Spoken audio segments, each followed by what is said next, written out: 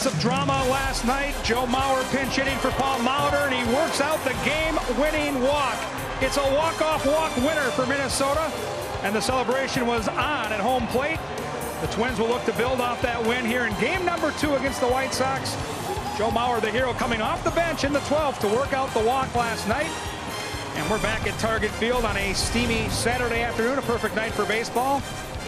And this White Sox-Twins series is presented by Evinrude.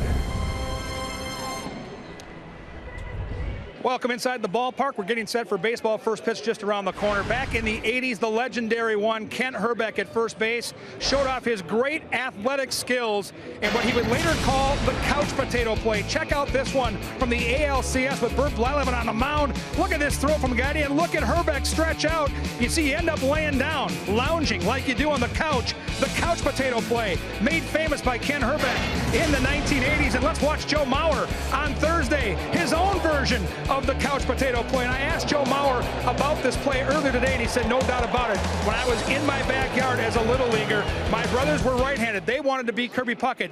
I was left-handed, and Kent Hrbek was my guy. He was my hero. He was the guy I wanted to play just like. And as Mauer has moved in his career from catcher out to first base, we are seeing that great athletic skill take over. Shades of Kent Hrbek with the great couch potato play. We'll see what Mauer can do over at first base tonight with Tommy Malone taking the hill, and they need a big night out of him. The bullpen has been good, but it's taxed. Dick and Bert with how Malone can go deep into the game up next.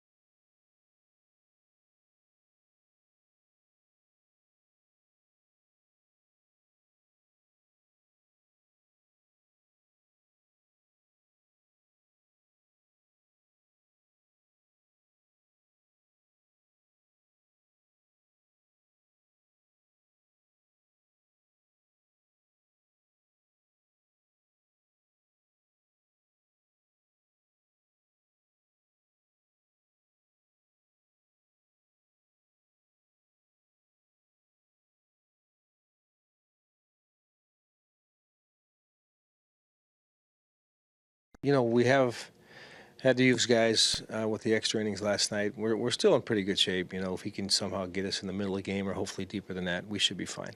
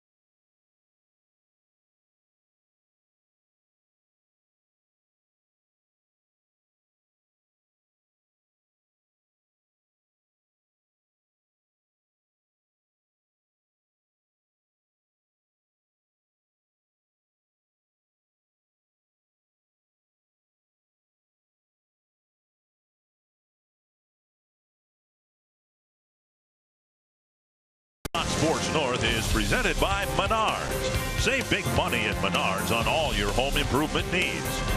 By Chrysler. Enjoy your summer in style with great deals at the Chrysler Summer Clearance event. And by Sanford Orthopedics and Sports Medicine for the everyday competitor in all of us. The Twins are playing better baseball, and we've got another beautiful night weather-wise here at Target Field. Game 2 between the Twins and the White Sox. And yeah, for the last 6 weeks or so, the Twins have put together a pretty impressive record, a 19-15 mark. They've actually played better than the White Sox and the Royals over that stretch of time. And we welcome you to Target Field. Dick and Bert with you for Game 2, with the Twins winning the opener last night 2-1. Tommy Milone has had a good month of July. His last start didn't go particularly well, but he's been a part of this pitching renaissance here over the last 6 weeks. Yeah, Tommy Milone, 4 starts in the month of July. He's 3-1. He's been pitching very good baseball. Now, the thing about Tommy Milone is you have to play good defense around him. He's almost like Jose Quintana, who worked for the Chicago White Sox last night. He's a guy that has to hit his spots. Well, there was some sloppy defense in that ball game in Boston. 3 home runs allowed, and but he's hopefully he'll have a good outing tonight. Let's hear from his manager. We've seen Tommy, show us the ability to get into the, later stages of the game, and we just hope it's one of those nights for him. He's got a fairly good track record against a lot of these White Sox hitters. He's pitched well against their team in general. Hopefully he can back up what Ricky was able to do last night. And, we have had to use guys with the extra innings last night. We're still in pretty good shape. If he can somehow get us in the middle of the game or hopefully deeper than that, we should be fine. For Tommy Milone, in 9 career starts, he's 4-1, very good ERA, under 3. So hopefully he'll carry that into tonight. The Twins do need him to go deep into the ball game. And the Twins in this homestand have played much better out in the field, whether it's the infield, the outfield. We'll see if Tommy Milone can use an improved Twins defense to lead the Twins to a win here tonight.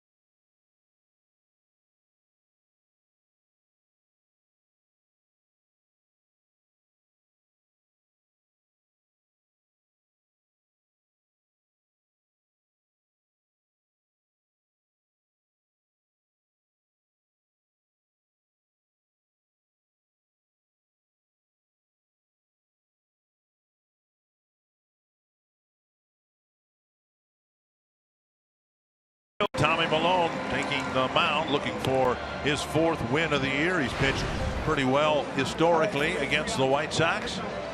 Had a poor outing against them earlier this year, hoping to atone for that. Robin Ventura a little hamstrung with the injury situation, no pun intended. Brent Laurie is out with a hamstring injury, but Adam Eaton's a little dinged up. He's not in the lineup tonight. Todd Frazier still suffering the effects of the flu. He's not in the lineup tonight. The Menards batting order for those who are in the lineup. Tim Anderson in the leadoff spot. Tyler Saladino batting second. Then Melky Cabrera, Jose Abreu, Avisail Garcia, Justin Morneau, Deoner Navarro, Carlos Sanchez, and J.B. Shuck. And on the mound, it will be Tommy Milone. For Tommy Milone, this is his 11th start, his 12th game. He made one relief appearance. His second start against the White Sox, as you talked about, Dick, back on June 30th in Chicago. Got a no decision. Twins ended up losing that ball game 6-5. Short start for Tommy in that ball game. 5 runs allowed. He was knocked out in the 4th inning and 3 1/3 innings worth of work. And Tim Anderson in the leadoff spot instead of Adam Eaton. Eaton also 2 for 14 in his career against Milone. And Anderson swings at the first pitch. You have our permission to look away from the television set and hum your favorite tune during this leadoff at bat. You don't need to watch.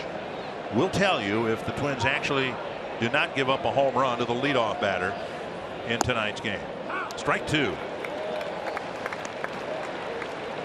You know, things run in cycles. It so happens that has run in cycles for the Twins starting staff. 5 times in the last 9 games the other guys have hit a home run in the leadoff spot and leading off the ball game. 12 times on the season.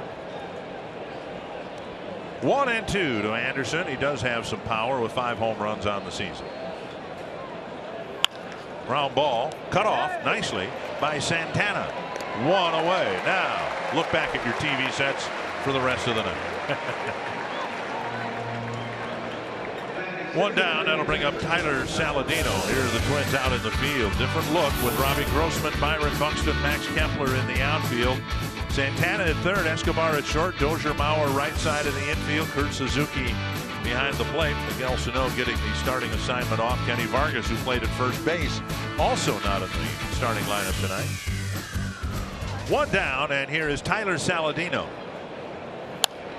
He is playing third base in place of Frazier. I ran into, figuratively, Frazier after the game last night. He didn't look very good, and he didn't look much better today.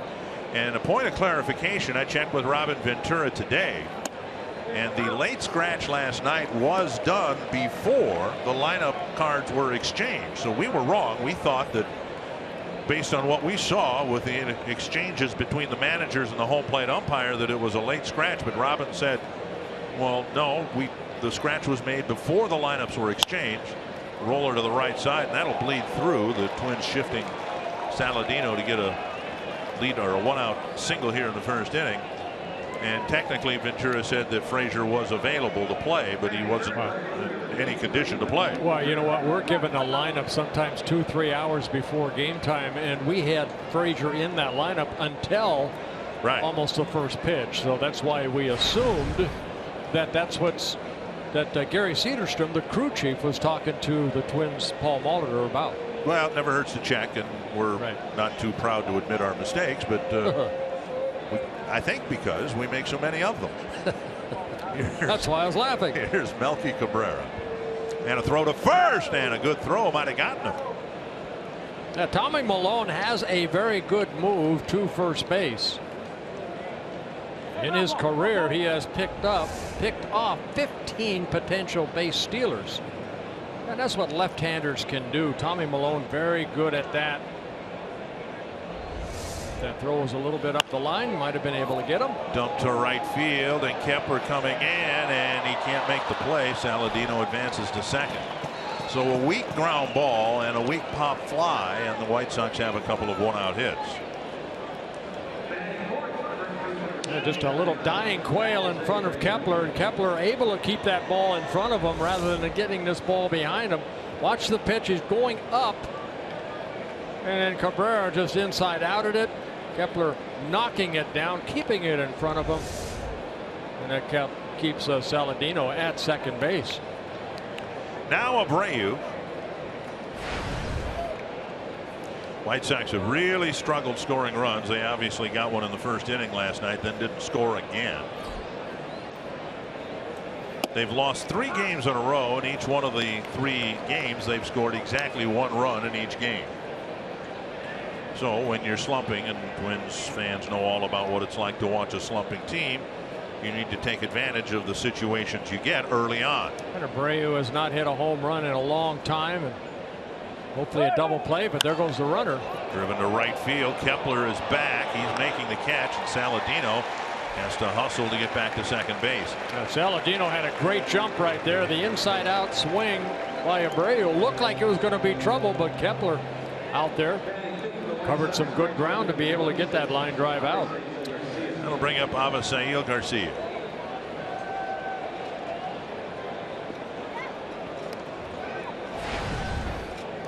White Sox, incredibly, have played 37 one-run games.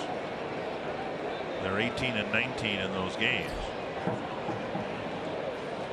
But they lost a tough one-run game last night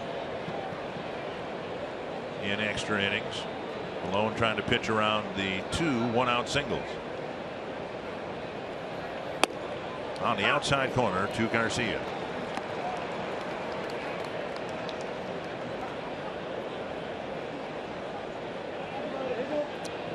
Toyota key stat, the White Sox leading the league now in one-run losses, but they've also won 18 one-run games. Swing and a miss, 0-2. Good changeup right there by Malone.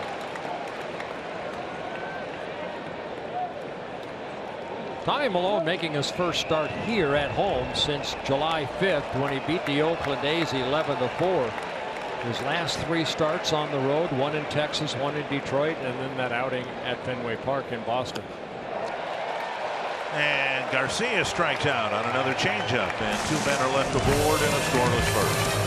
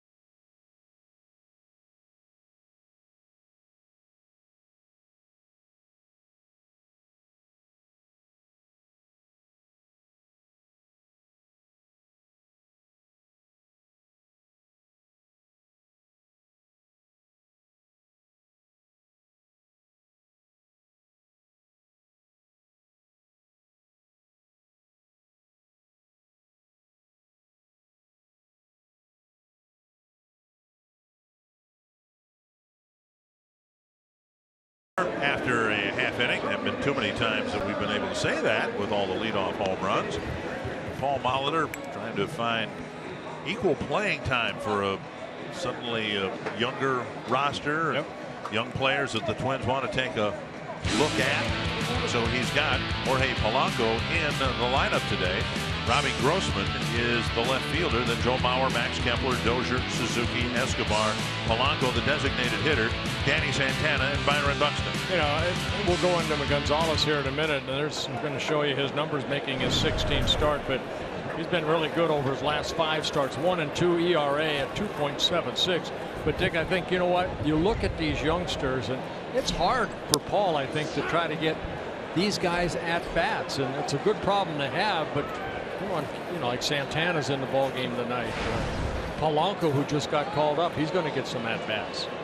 1 strike to Grossman. Strike 2. Asked Grossman today about his experience hitting leadoff, and he said most of his at bats with the Houston Astros were as a leadoff batter. So he's very accustomed to hitting out of the leadoff spot. Up and away, 1-2. Gonzalez with a good fastball. Went to spring training with the Baltimore Orioles. The Orioles ended up releasing him. They ate a lot of money in releasing him. And 3 days later, he signed with the White Sox. Foul tip, got a piece of it. That might have been the split changeup that he has. Now the Orioles, of course, are starving for good starting pitching, and they're paying essentially Gonzalez a lot of money to have a good July for the White Sox. He's with the Orioles for 4 years. He had a frustrating year last year, 9-12 in 26 starts, on a disabled list a couple times. 2-2. But Gonzalez making his 4th career start against the Twins. The other 3 while he's with the Orioles. 1-2, 5.94 ERA. The only time he pitched here, you have to go back to 2014. He lost 5-2 in that ball game. Fouled back by Grossman. 90 miles per hour, and that's about what Gonzalez can top out at right now. There isn't a whole lot of difference velocity wise between the 2 starting pitchers. Malone typically in the upper 80s, and well, Gonzalez might hit 91, 92 once or twice, but generally what Grossman just saw is the top end of his fastball. And 91 is taken for strike 3. And Gonzalez picking up his 71st strikeout of the season in 89 innings pitched. Northland Ford defense for the Chicago White Sox. Melky Cabrera, J.B. Shuck, Avisail Garcia, the outfielders. Saladino, Anderson, Sanchez, Abreu, the infielders. And Navarro back behind the plate. Last night, Joe Mauer pinch hit for Robbie Grossman, drew the walk-off walk. And tonight, Mauer back in the starting lineup, hitting second.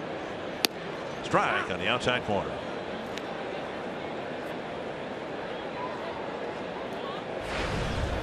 Twins 14-10 in July. Last year they were 12-13 in July.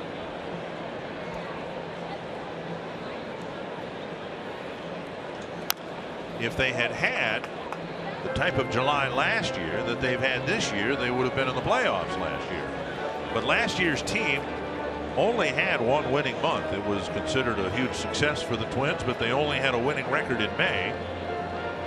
Now the Twins are hoping to go 16-10 in July. Tonight's game and tomorrow's month-ending game. 2 strikes to Mauer. Just outside. Not only the fastball for Gonzalez, that split finger, also the curveball. He'll kind of a hard curveball, almost like between a slider and a curveball. Gonzalez, 32 years old, born in Mexico. And Mauer got a piece of it. There's that changeup right there again. He's kept that ball down nicely so far, especially the changeup. They list him at 6'1", about 170 pounds. Originally signed by the Angels back in 2004. Working off the first base side of the pitching rubber.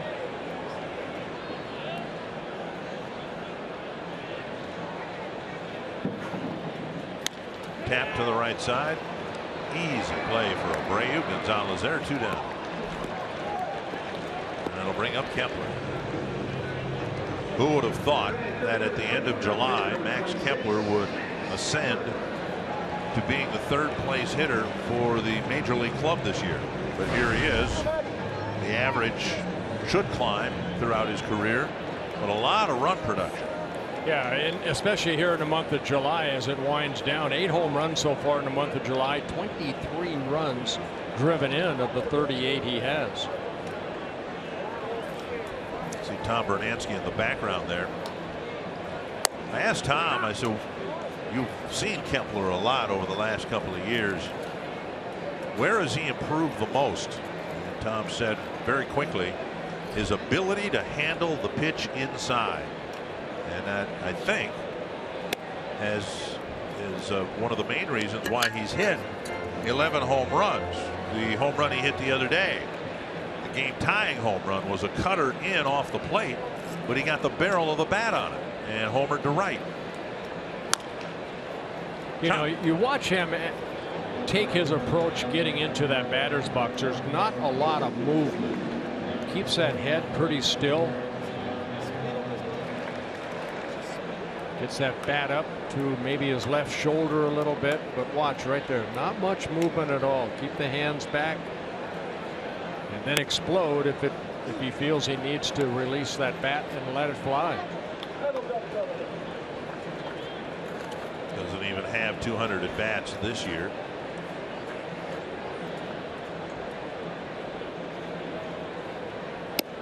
side, now 3-2. Kepler had 7 at bats last year, so as he stands in right now, he has 200 big league at bats.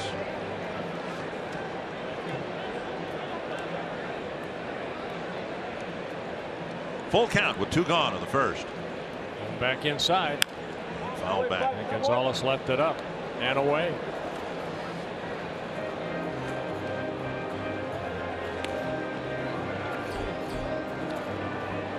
Kepler trying to extend the inning to get Dozier a first inning at bat.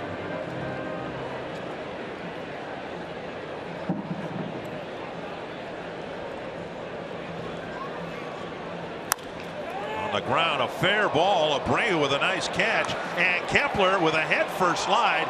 He's out, and let's check his hands. He appears to be okay. Fine play by Abreu, with Kepler making a bid for an extra base hit. Instead, it's a 1-2-3 first inning.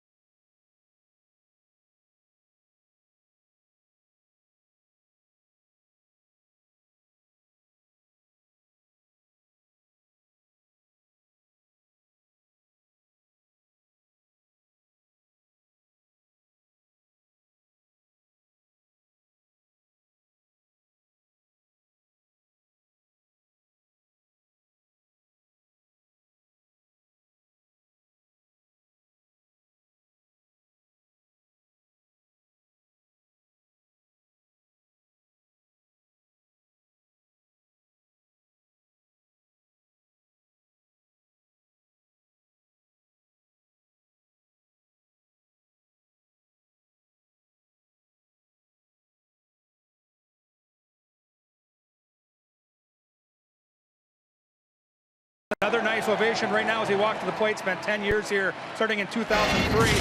What a night it was last night. A huge ovation. They played his old walk-up song, the AC/DC classic, Rock and Roll Ain't Noise Pollution. I asked him about it today. He said he got chills. He said it was very special to hear that ovation. And he said, yeah, it absolutely pumped him up. And when he hit that baseball out towards the right field wall, he was talking to the ball the whole way. He knew he probably didn't catch it just right. He knew how difficult it was to hit the ball out in this baseball park. But he said he was hoping it would be the storybook ending. But he really did enjoy, guys, hearing that ovation from the crowd. And the memories were flushing back for Justin Morneau. I'm sure they are again today.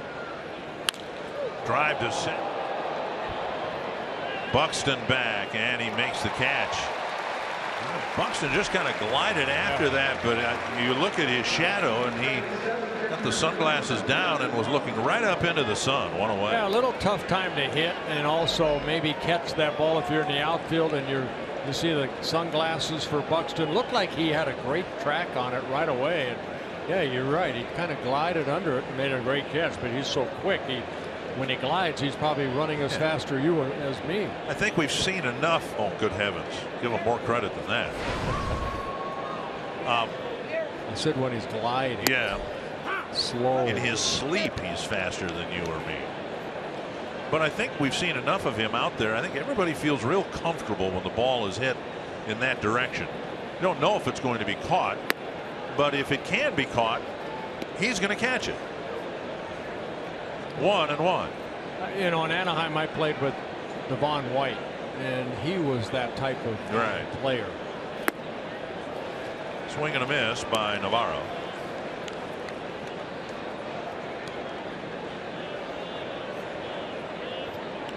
Malone gave up a couple of scratch hits. It seems to happen to him a lot. Non-well hit balls seemed to find holes, and he was able to pitch around it in the first inning. 2-2 to Navarro. Well, he's a guy that, you know, he has to have good defense behind him. He's not going to strike out a lot of guys. He's going to make them put the ball in play by changing speeds, working both sides of the corner.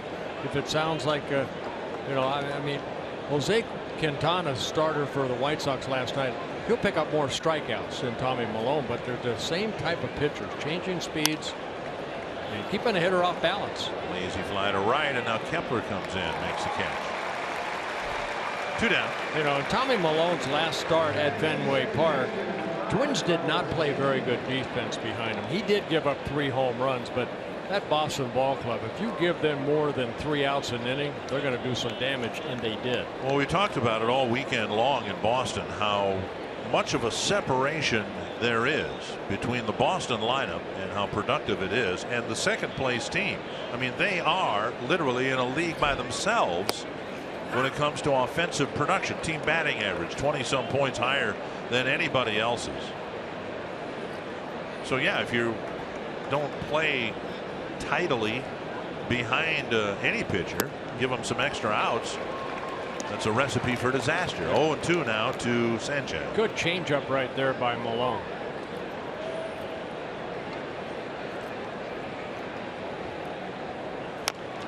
Dribbled foul. Sanchez getting a chance to play at second base.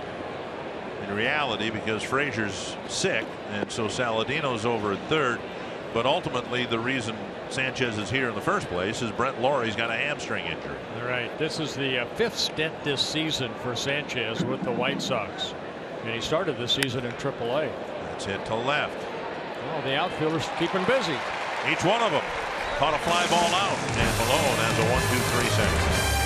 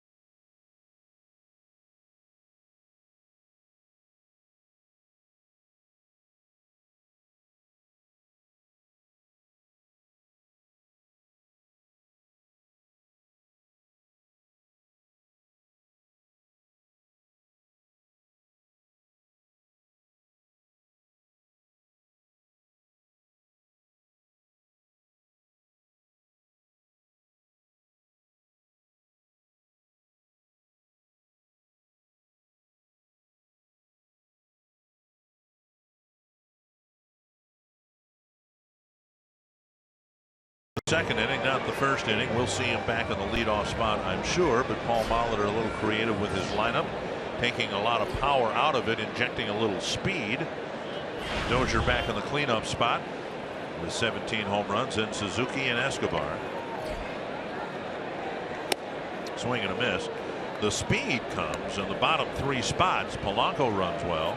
Santana runs even better, and no one faster on the team than Byron Buxton. See if Dozier in the middle of the lineup can get those guys up here in the second inning. 0-2.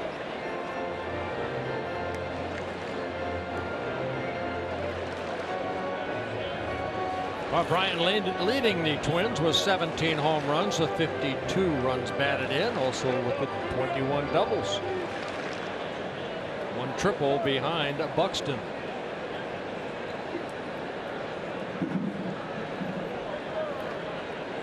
Driven to right field. Garcia twists and turns and makes the catch one away.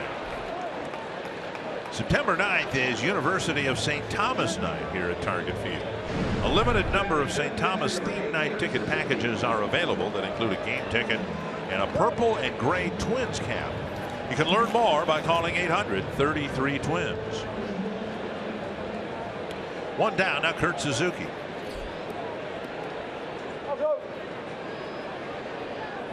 Twins beating the White Sox last night for just the second time in 10 games.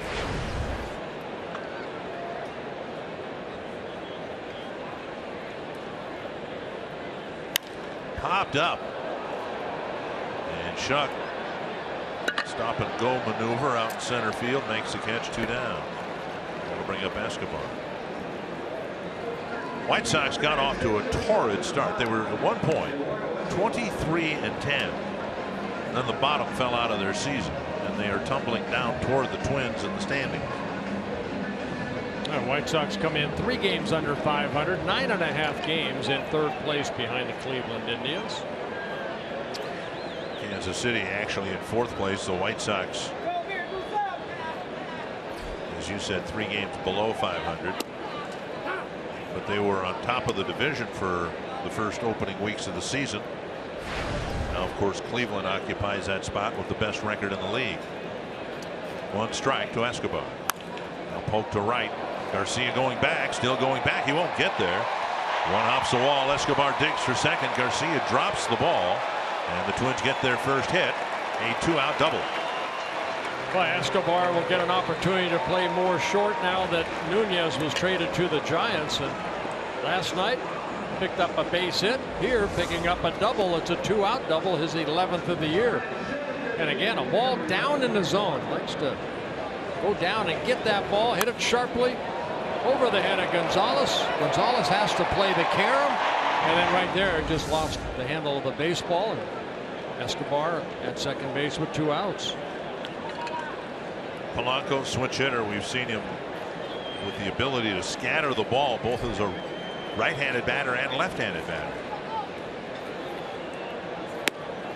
Up high, ball 1. This year from this side of the plate, 5 for 18 with a couple of doubles and a home run. Yeah, down in Rochester, he played in 75 ball games, hit 276 in 293 plate appearances or at bats. 9 home runs. Popped up left field, and Cabrera comes in to end the inning. On to the 3rd. No score here at Target Field.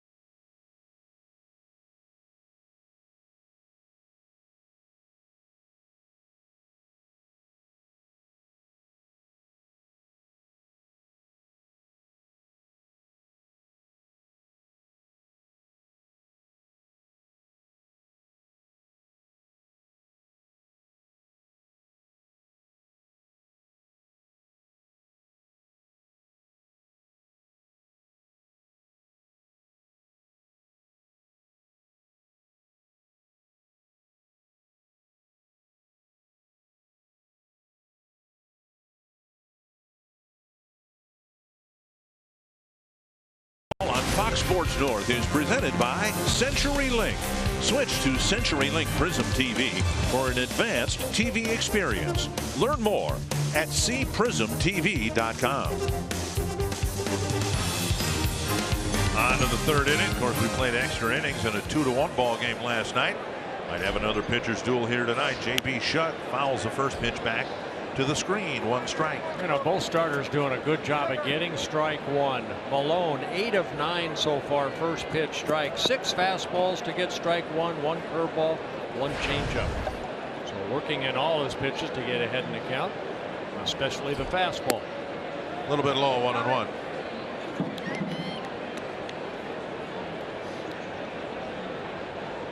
Malone, 29 years old, in his 3rd season with the Twins. Came up with the Washington Nationals and then the Oakland A's. Shuck backs away and the pitch bent over the inside corner.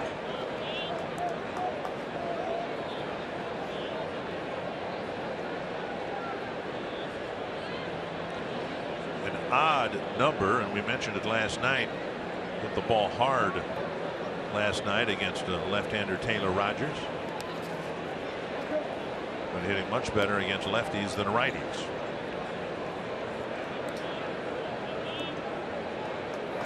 Two and two. Shuck just 2 hits in 13 at bats against Tommy Malone. Pitch count very good. Pitch number 30. Chopper. Santana fires over to Mauer. 1 away. White Sox have more than their share of injuries. Their catcher, infielders, they're all kind of dinged up right now. Our Sanford Health injury report for Avila, the catcher, a reoccurrence of a right hamstring injury, and for Laurie, his left hamstring is barking. And then you add in Frazier's flu bug, virus, whatever it is that he's dealing with. Down and in, ball 1 to Tim Anderson. Start of the year, the White Sox had Jimmy Rollins playing a lot of shortstop for them. He was DFA'd, and Anderson now called up. Swing and a miss. Another good changeup. Yeah, Anderson, just 23 years old. White Sox #1 pick back in 2013, 17th overall in that 2013 draft. Inside, 2-1.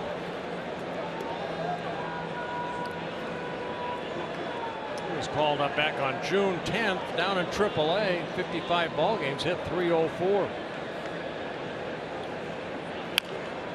2-2.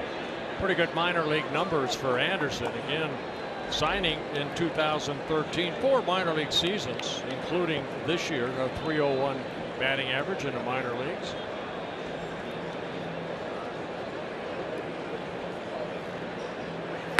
Changeup gets him. And Malone picks up his 2nd strikeout. 2 down. That'll bring up Tyler Saladino. We've seen the starting staff really do their job. Really, you go back to June 19th. The starters have been putting some zeros up on the board.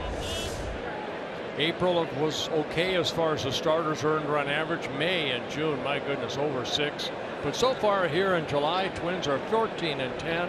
Starters are 9 and 8 with a very good earned run average. Ground ball left side, picked off. Escobar comes up firing. Nice job taking the ground ball in front of Dozier. And Malone's now sent down 8 men in a row.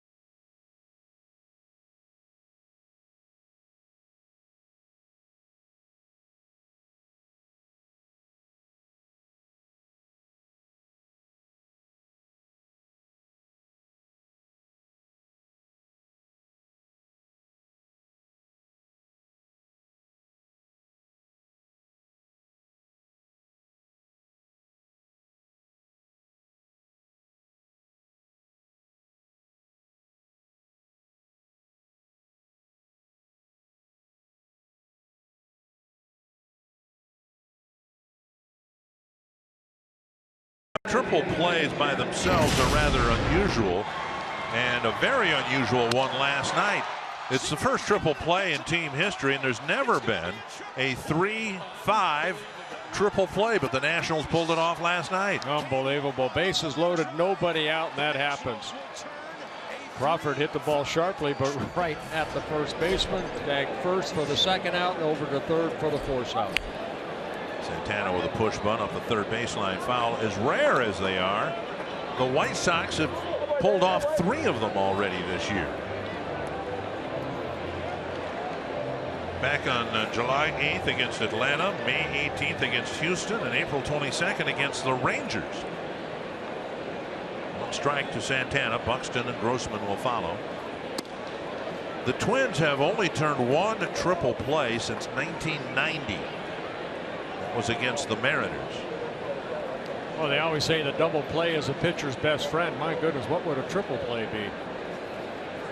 You already had a best friend. Fly to center. And Shuck tracking it. A lot of fly ball outs for both pitchers. Santana retired, and now Byron Buxton. Twins right now 14-10 in July, and it's been a good month for them, especially when you consider who's been on the schedule in July. The Twins putting together their first winning month against some of the best teams in the American League, like Boston, 1 game with Baltimore, Cleveland, Detroit, 7 games with Texas. And Buxton squares, bluffs the bunt, takes ball 1. So it'd be different if the Twins were, playing also-rans, not contenders like themselves. But they've stepped up in class in July and put together a winning record. There's a bunt dribbled foul. 1-1. Boy, right. we just have not been able to see Buxton actually make good contact and bunt that ball. He always seems to, when he does it, he just bunts it foul. Looks like right here he's just trying to push that ball maybe to Abreu over at first base and take it with him. With a little jab right there.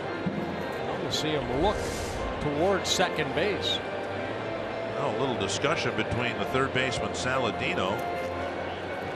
Catcher Navarro getting some dirt in his eye, maybe from the dirt kicked up when the ball landed in the left-handed batter's box. Herb Schneider, their great trainer. Oh, now you're saying he's great because he's Dutch, right? Right, he was born in Holland, yep, but he's been around a long time. Good man right there. Try to recruit him for our to be our trainer in the WBC. Well, he's got a job, doesn't he? I mean, with the White Sox. Yes, he does.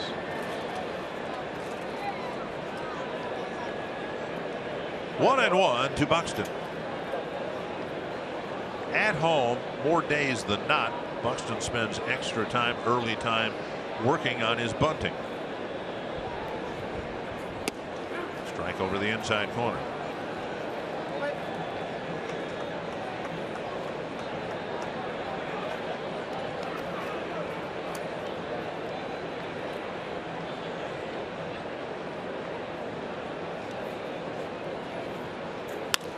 To third, right at the third baseman Saladino, and Buxton is safe. Abreu didn't hang on to the ball, and Buxton may have beaten it out anyway.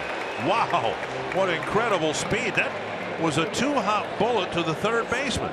Yeah, Saladino, he got up and like a catcher was running. He's got to get up, know who's running, and get that ball over there a little bit quicker. Watch him right here. And give him a base hit. Sets and throws. Took a while to get something on that baseball, but it's a catch that Abreu should have caught.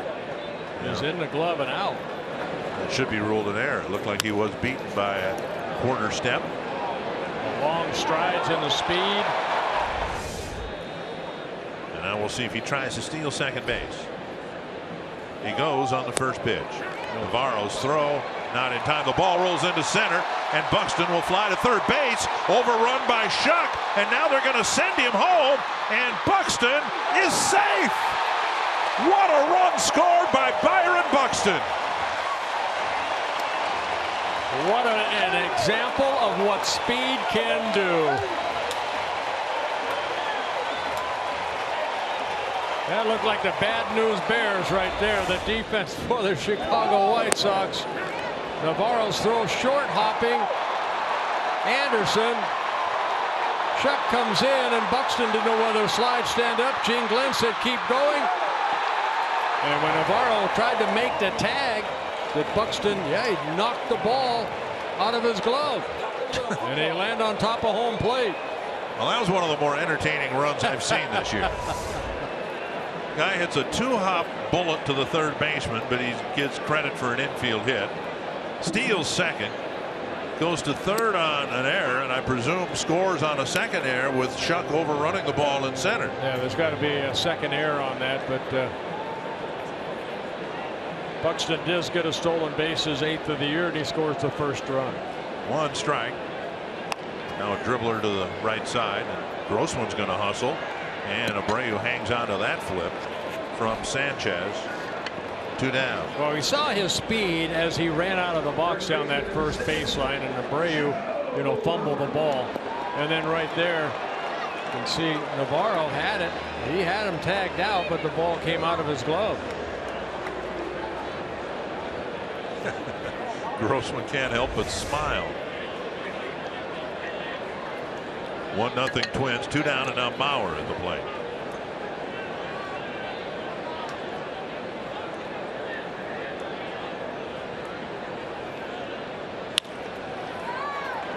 Anderson picks it up, fires on the run low, and Abreu's had an interesting third inning here.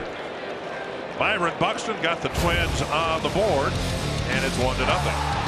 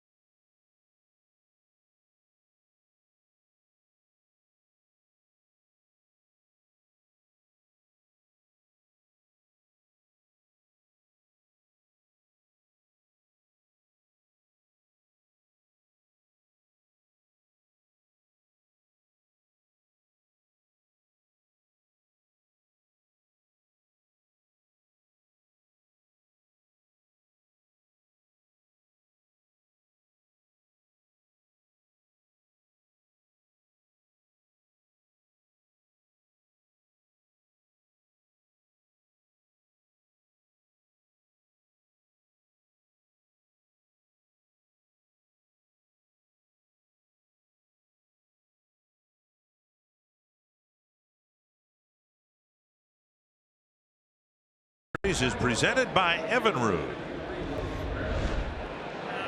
Twins take a 1-0 lead here into the 4th inning, and Byron Buxton was all over that run.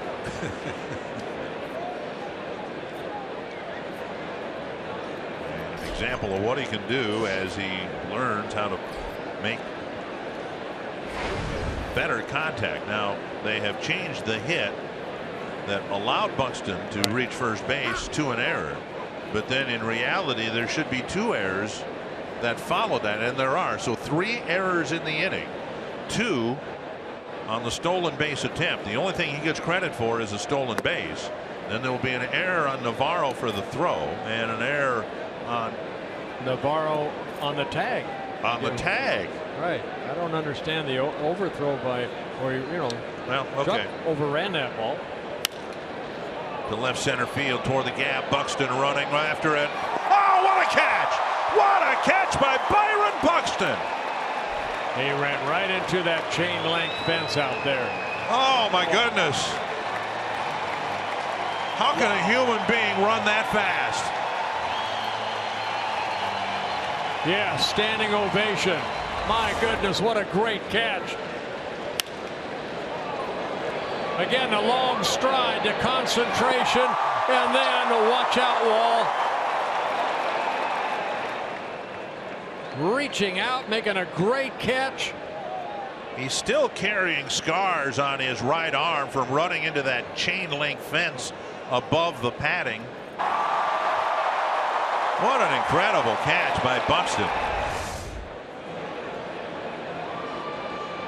A pretty good 5 minutes, wouldn't you say? Oh, wow. Swing and a miss by Abreu. Abreu hit a liner to Kepler his first time up.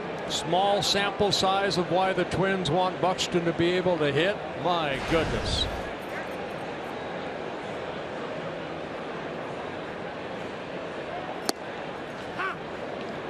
Pretty impressive sequence by Buxton, and it reminds me of when he was playing for the Cedar Rapids Colonels, and I don't remember why or how, but the good folks at Fox Sports North decided to televise.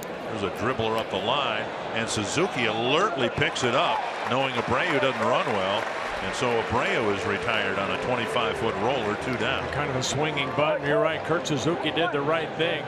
You know, if it's a fast runner, you may let that ball, see if it goes foul, but with Abreu, you want to go get that ball, get him out as quick as possible. Kind of a swinging butt right off the end of the bat. Suzuki jumping out from behind the plate, getting it as it's on the chalk line, and getting out at first base. 2 down in the 4th. That'll bring up Garcia. When Buxton was playing for the Cedar Rapids Colonels, the people at Fox Sports North televised one of his games in Cedar Rapids, and he did everything. He did a little bit of everything. Made a great diving catch on the warning track, got a double, he got a triple. The ball hit to left pretty well. Grossman trying to track it down. He'll play the carom. Rounding first, heading for second, it's Garcia, and he's in with a 2-out double. So that 1-run lead that the Twins have was created by Buxton in the first place, and perhaps preserved here in the 4th inning by Buxton because of the catch. Well, Malone giving up his 3rd hit, his first extra base hit. That ball not in as far as Suzuki wanted it or Tommy Malone. Garcia opening it up, hit it right to that 377 mark. And for Garcia, his 9th double of the year. 2 down, Garcia at second, and now Justin Morneau lined out to center. Hit the ball hard a couple of times last night. Almost homered in his first at bat.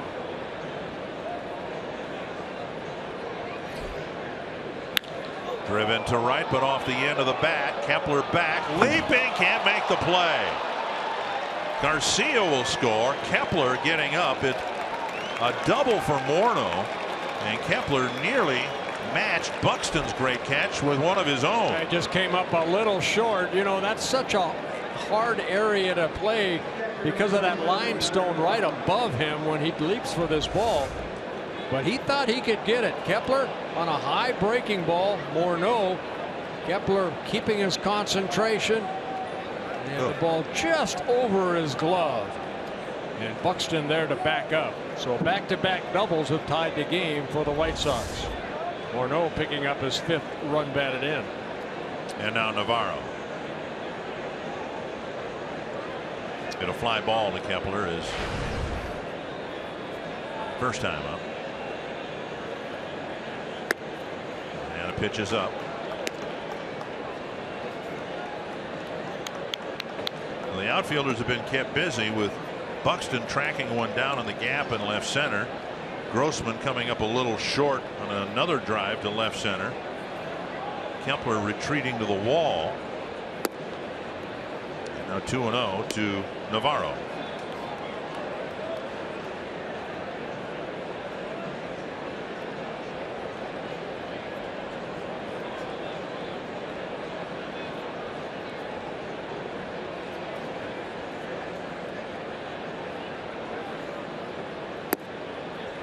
Three and 0. Sanchez on deck.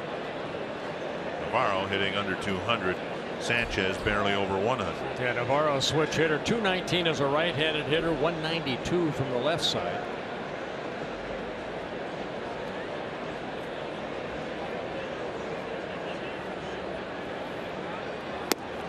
Strike at the knees.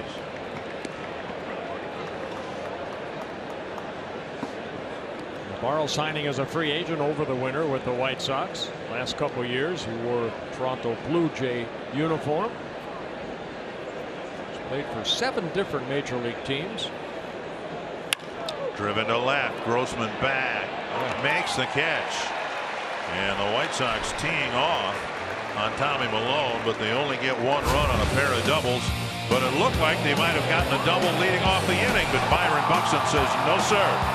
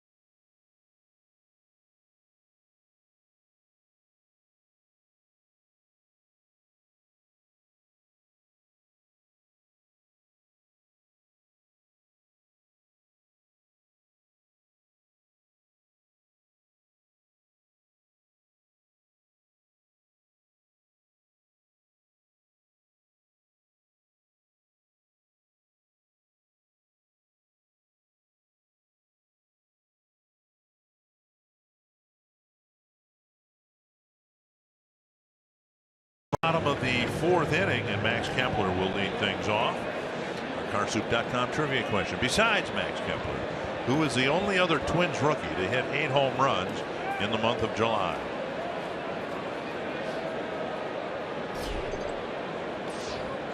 I don't know this. I think it's one of the Rookie of the Year winners. Yeah, I would think right off the get-go, I'd think Kent Hrbek. Okay. 1-0 to Kepler. Dozier and Suzuki will follow. Swing and a miss. I think it maybe Marty Cordova. That's who I think it is.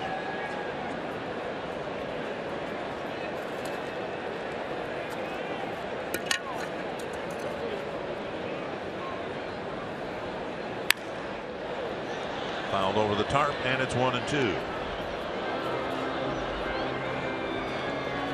Kepler hit a ground ball to Abreu. Abreu made a nice play behind the bag and took a hit, probably an extra base hit away from Kepler. 1-2. Over the inside corner. Called third strike. And Kepler knew it. Gonzalez picking up his 2nd strikeout. Nobody sees sports quite the way Colin Cowherd and Jason Whitlock do. The brains to know, the guts to say. Catch Colin and Jason on FS1's new daily sports talk show, Speak for Yourself, weekdays at 5 p.m. Central. 1 down, and now Brian Dozier hit a liner to Garcia, his first time up.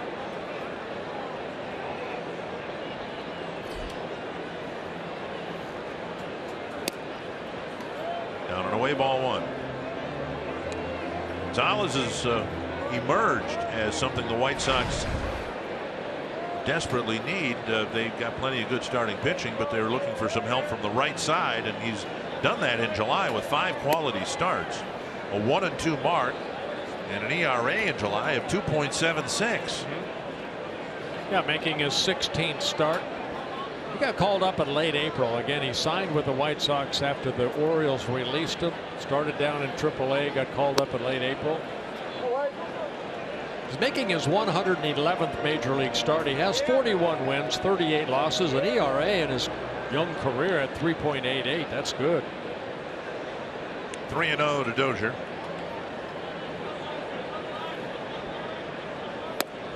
strike. And the Orioles released him at the end of spring training. And they've been looking for starting pitching help ever since. Giovanni Gallardo got ripped today by the Toronto Blue Jays. The Orioles lost again 9-1. Popped up down the right field line. Garcia, Abreu, both after it. It's a foul ball and a nearly great catch by Garcia. Yeah. Good effort by the right fielder. Yeah, very good effort by not only Abreu but Garcia. That short wall right there. It was right on, almost on top of that wall. But a good effort by Garcia. Abreu, he says, I can't get it. Garcia may have tried to call him off. That looks like he got leather on it. A long way for that ball.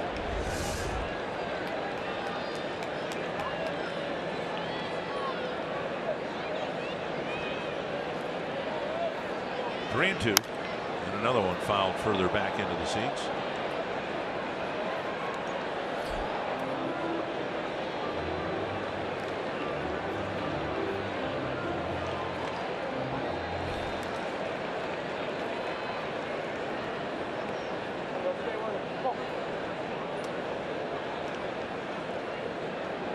Another 3-2 pitch. Driven hard to left field. And Cabrera gets the first hop. Dozier's aboard with a 1-out single. Yeah, change up left up right there, and Dozier got good wood on it. Twins pick up their second hit. And that'll bring up Kurt Suzuki. After a couple fastballs down that Brian fouled off, that change up left up high, and Brian out front lines it for a base hit, 1-out hit. Suzuki flied out on the first pitch he saw of the second inning.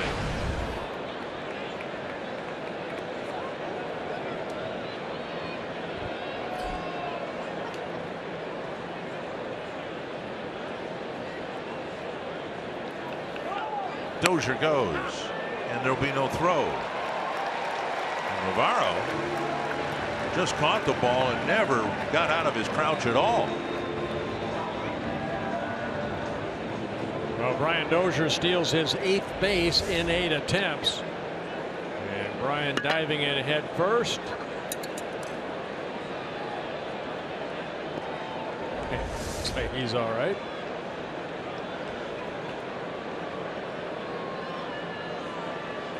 And strike to Grossman. Or to Suzuki, I should say. 1-1.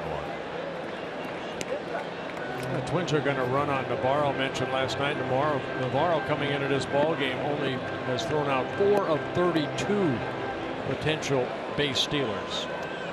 Well, late in the game, the Twins were hopeful that they would steal a base with speedy runners at first base, but it never happened. We've seen the Twins run a little more aggressively here tonight.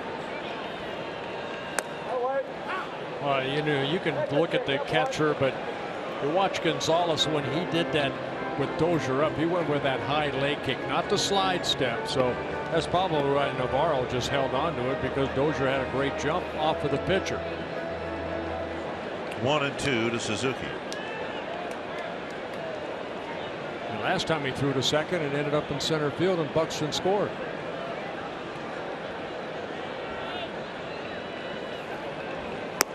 Down and away. 2-2.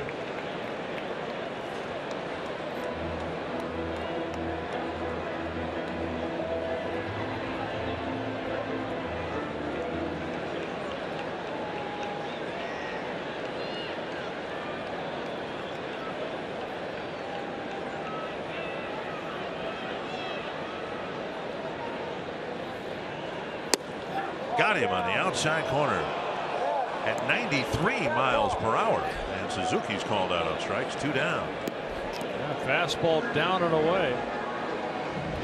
And Suzuki can't believe it, but Box Track said it was right there. A couple of them, 2 and 5. Not just 5's Foxtrot. the one that counts.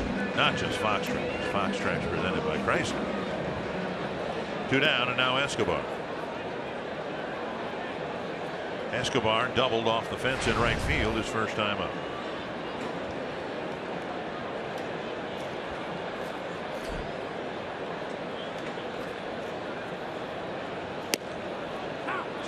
outside corner. Let's go.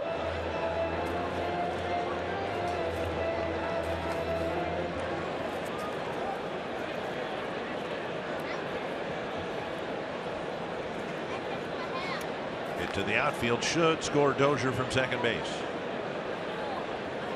Inside, 1-1.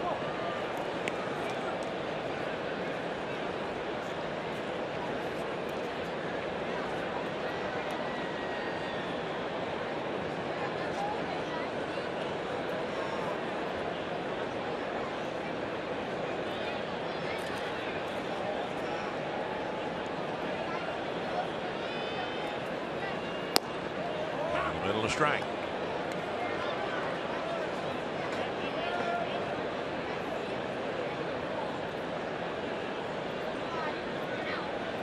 Let's go.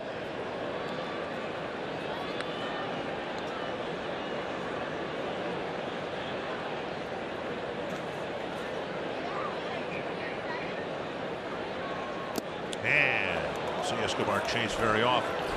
But he did there, leaving Dozier at second. One apiece going to the fifth.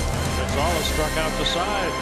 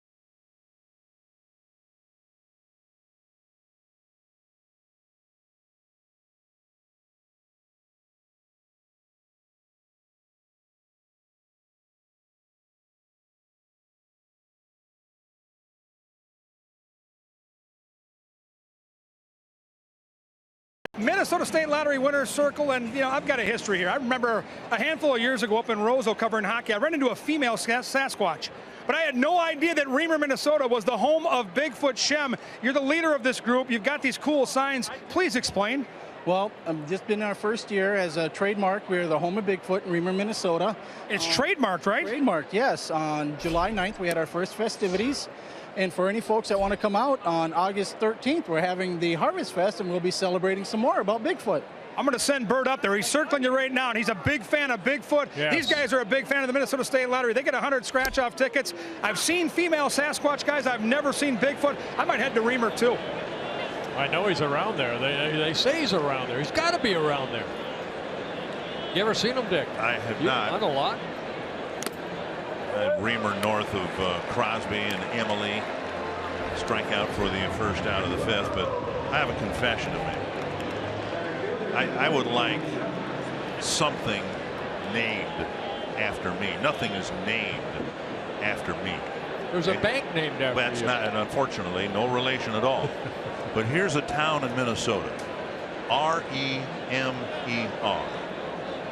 And I'm going to confess in advance that at some point before I die, I'm going to go up to Remer, Minnesota, and I'm going to buy a letter B and put it on the city sign outside of Remer, Minnesota, just to say that for a brief moment something was named after me. I think you're going to have to talk to Pat Sajak about that, if you can buy the letter B. I mean, it'd be close, right? I mean, it's close right now. All you got to do is put a B in front of it. I'd go for it if I were you. 1 down, 2 strikes. Quickly to J.B. Shuck. I know in Iowa there's a Bramer County, but that wasn't named after me. How do you know? Because it's been around a lot longer than I have. But the Bramer family goes way back. It does. 1 and 2. Some long ago descendant might have done something notable, and they named a county after him or her. But nothing's named after me. Well, you just want a U. Yeah. Not Bramer, No. just you. Oh. There's a liner. You go down to Fort Myers now at the Twins spring training facility, and there's a Blyleven Lane or street or whatever in the complex. Something's been named after you. I'm trying to get them to get the potholes off of that. Evan Root game summary. Byron Buxton had maybe the best 5 minutes of his big league career, scoring a run, making a great catch. It was fun to watch too. My goodness. Justin Morneau's been stinging the ball in this series, and he tied the game with a double. 2 down in the 5th, and now Tim Anderson.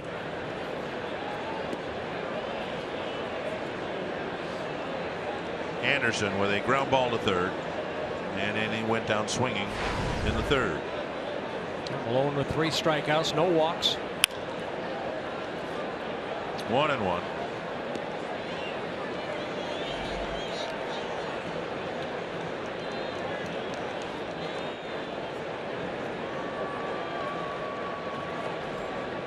Jimmy Rollins, as you mentioned, a veteran released by the White Sox. On the outside corner. Allowing Anderson to come up and take over the shortstop position.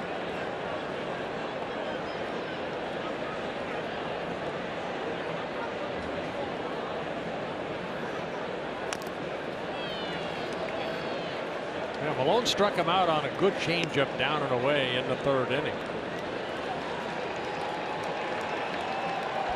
Tommy right now at 62 pitches with 2 outs here in the 5th inning. 1 and 2.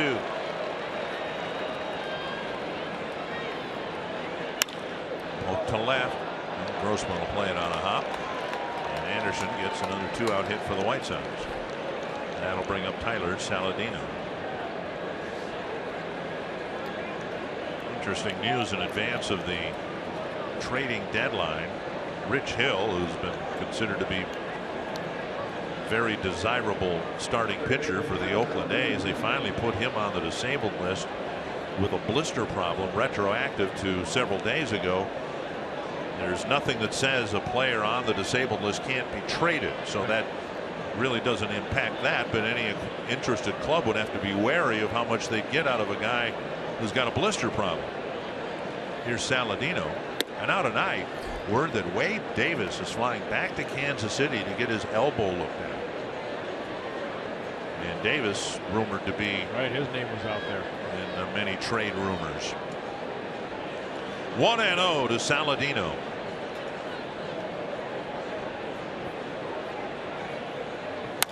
Grounded right side under the glove of Mauer. Anderson will round second, go to third. Kepler's throw coming through, and it's 1st and 3rd with 2 down for Melky Cabrera. The second time that Saladino has gone the other way.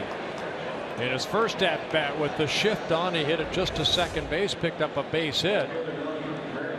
And here, fastball left up, inside out swing. Joe Mauer jumps off the bag, out of his reach into right field, and Anderson and his speed gets to third. 6th hit for the White Sox. And they've all been paired together. A couple of 1-out singles in the 1st, a couple of 2-out doubles in the 4th, and now a couple of 2-out singles in the 5th. Cabrera with a single in the 1st, and then he drove one to the gap in left center field. Byron Buxton made a superb catch for the 1st out of the inning. Strike 1.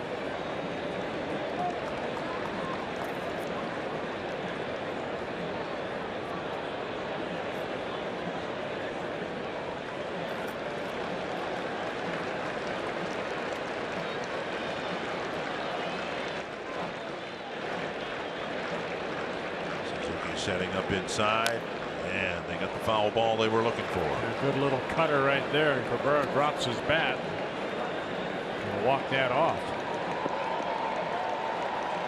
Cabrera, good hitter from both sides of the plate. Came into this ballgame hitting .338 as a right-handed hitter. And Herb Snyder coming out again. Who's he? It's the best trainer for the White Sox. Ooh, boy, the back knee. Back right knee.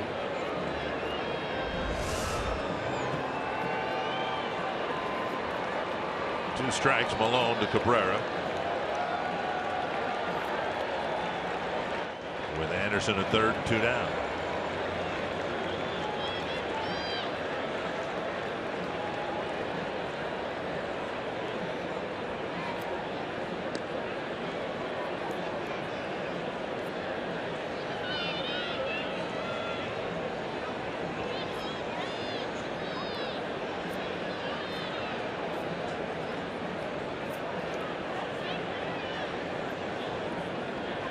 Suzuki wants to talk about this at bat and pitches coming. Quick trip to the mound by the catcher Kurt Suzuki. They've got a long history together going back to their days with the Oakland A's.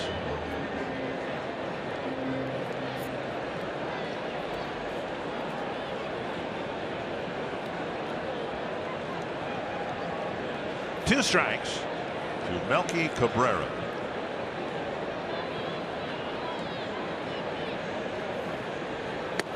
Very high and a nice catch by Suzuki. Yeah, I don't know if they went out and talked about that. Hey, I want to work on my leaping ability. Why don't you throw one over my head?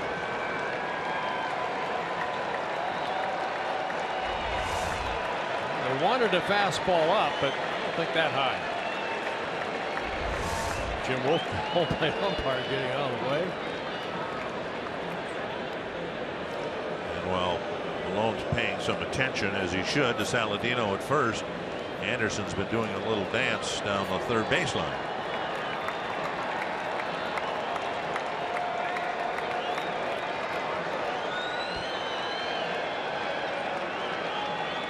One and two. To left and deep. Grossman will chase it. And again at one that bounces off the wall. They're waving the second runner around, and it will be a 2-run double for Melky Cabrera. 3 straight 2-out hits. Anderson and Saladino spun around from first base, and the White Sox take a 3-1 lead. Well, they had that conversation. Did they want to keep trying to pitch him up in the strike zone? Because this fastball is about letter high, and Cabrera opening up quickly and hitting that ball over the head of Grossman. And Saladino, and his speed with 2 outs, he's off with a crack of the bat. He scores from first base. Cabrera picks up his second hit of the ball game and drives in a couple runs. He's hit the ball hard against Malone all 3 times, and now here's Jose Abreu. Pop up, short right field. Dozier out. And he makes the catch. 3 2-out hits and a couple of runs for Chicago.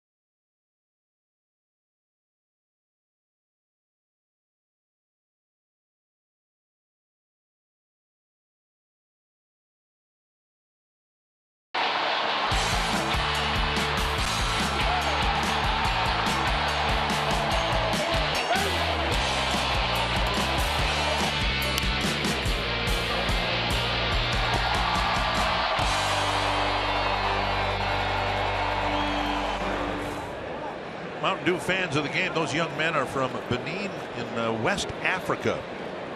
They are here in the United States, specifically Minnesota, watching their first baseball game.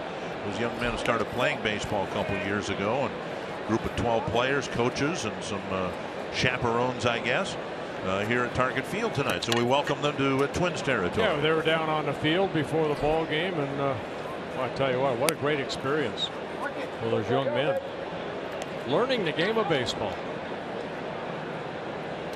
Polanco leading things off, 2-0 the count. Polanco, it'll fly to left. It'll be Polanco, Santana, and Buxton. So a lot of speed at the plate. We'll see if the Twins can use that speed on the bases.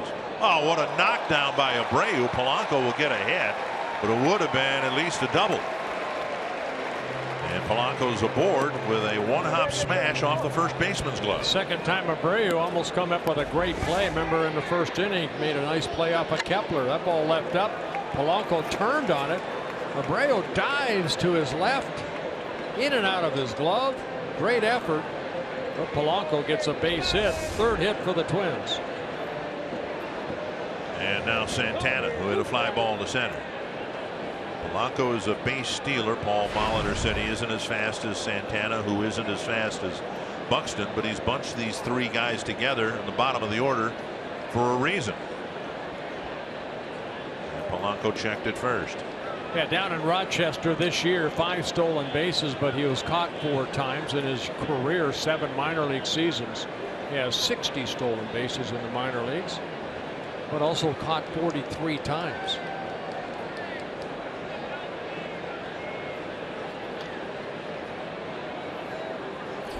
Up and away, ball 1. Gonzalez hasn't spent much time in the stretch. He retired the first 5 batters, and Escobar hit a 2-out double, but then he got Polanco. He threw 1 pitch from the stretch in the 3rd inning after Buxton reached on the Abreu error, and then a few in the 4th inning after Dozier's base hit. Outside, and it's 2-0. Well, Twins have stolen 2 bases already. Buxton in the 3rd inning, and then last inning Brian Dozier.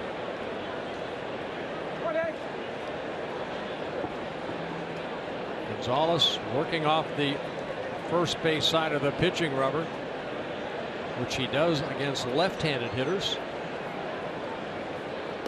Has a little bit of high leg kick, and that might be 1 or 2 steps for a potential base stealer.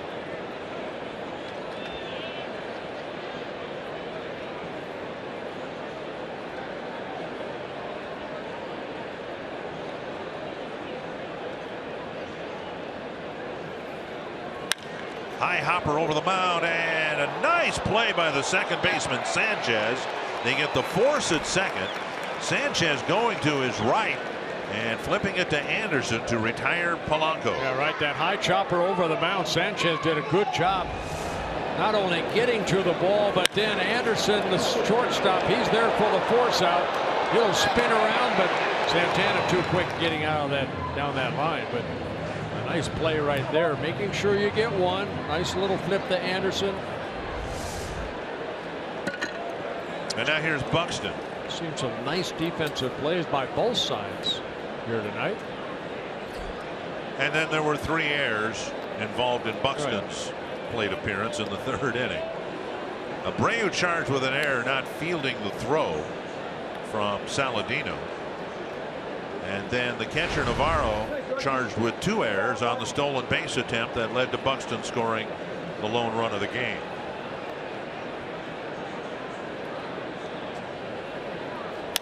Driven to right center field. This ball hit deep to the gap.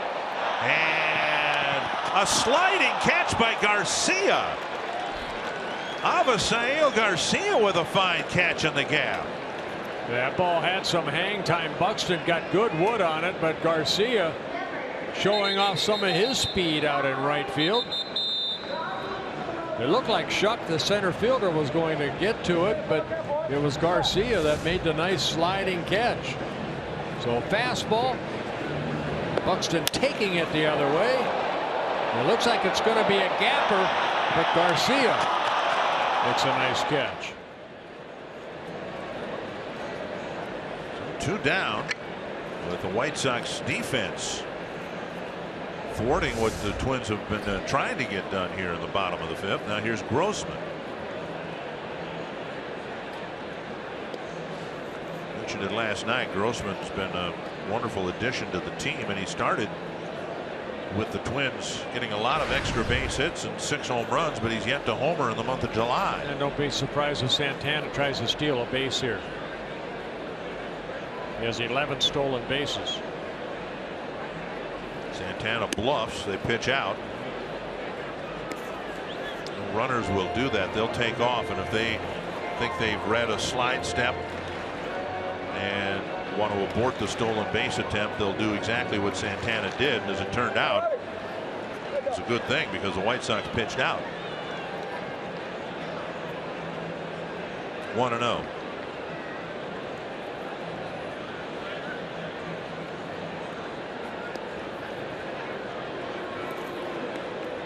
And Santana, 11 stolen bases. He has been caught 8 times.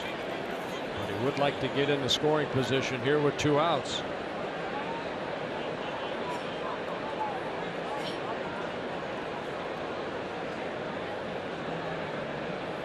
There he goes. Pitch foul back.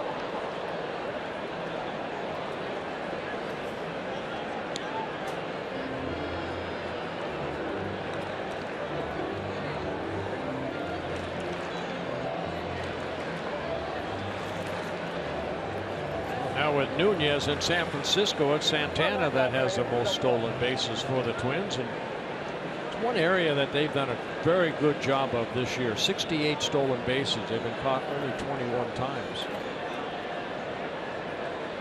Of course, Nunez had 27 of those 68. Down and in. 2-1 to Grossman.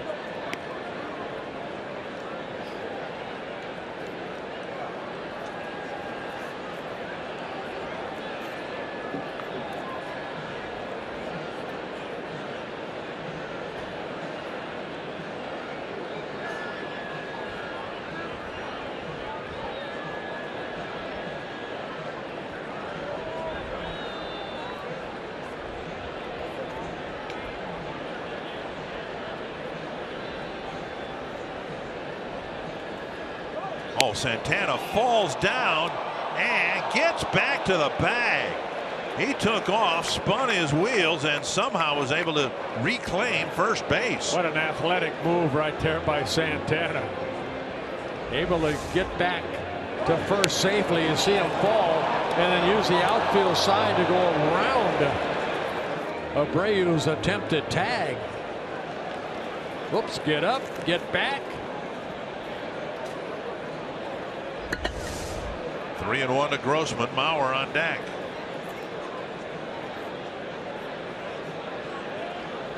Santana goes. It's ball 4. There's a throw to second, unnecessary. And Santana will hold his ground at second base. No stolen base. And Navarro thought, I can't believe he thought that pitch was a strike. Maybe he got confused on the count.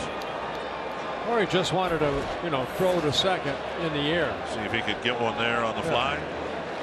Cold hard facts brought to you by Coors Light. And Joe Mauer with the walk-off walk last night since 2005. 788 walks and an on-base percentage, which is outstanding. His on-base percentage coming into play today, 363. But that's the result of the 263 batting average. Chance here to do some damage. First and second, 2 down.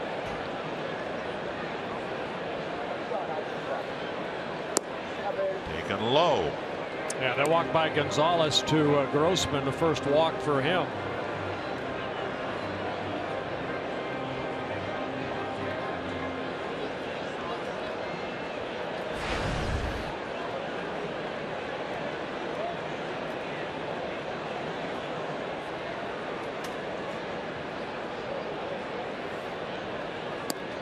Outside, 2-0.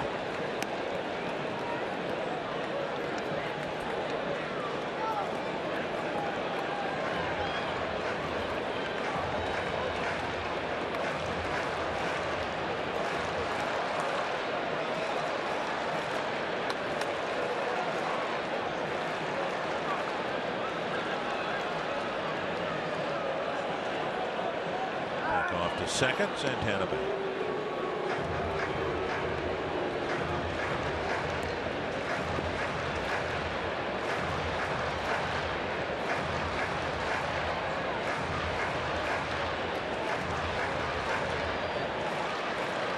Gonzalez gives Mauer on 2-0, and then whether Joe will swing at it or not.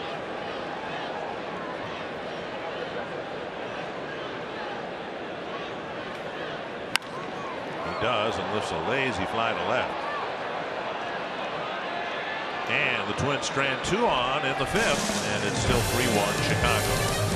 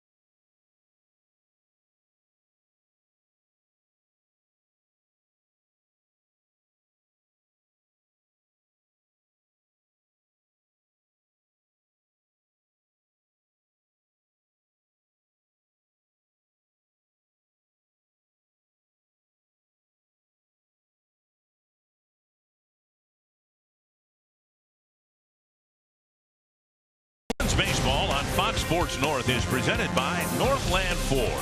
Visit northlandford.com and your local Northland Ford dealer today. And by Grand Casino. The best stories start here. What's yours? 3-1 Chicago as we go to the 6th inning, and Garcia's made a fine defensive play and hit a double, scored a run. Will lead things off against Tommy Malone. A couple innings ago, Kevin Gorg had some guests from Reamer, Minnesota, and I mentioned, hey, why don't you just add a B and you can change the name to Bramer? And I could say somebody probably from Reamer thought it would be a better idea if I just lost the B in front of my name. Instead of asking them to change, I should change, and that's probably a better idea. Now, you did get a yeah, somebody photoshopped a picture of the Reamer water tower, and he put a B in it, so that was nice. Very nice. 1 strike to Garcia. Ground ball left side. Nice pickup by Santana. Sets and fires one away. Haven't seen much of Santana at third base. Of course, Plouffe was there. Then he got hurt. Sano went there, and he's made a couple of decent plays over there. MLB.TV Premium, the #1 live streaming sports service, delivers everything you've come to expect and more. You can watch every out-of-market game live in HD on over 400 supported devices. Blackout and other restrictions apply. Visit MLB.TV for details. Yeah, I think you could put Santana anywhere on the field and he will make good plays. Very, very athletic.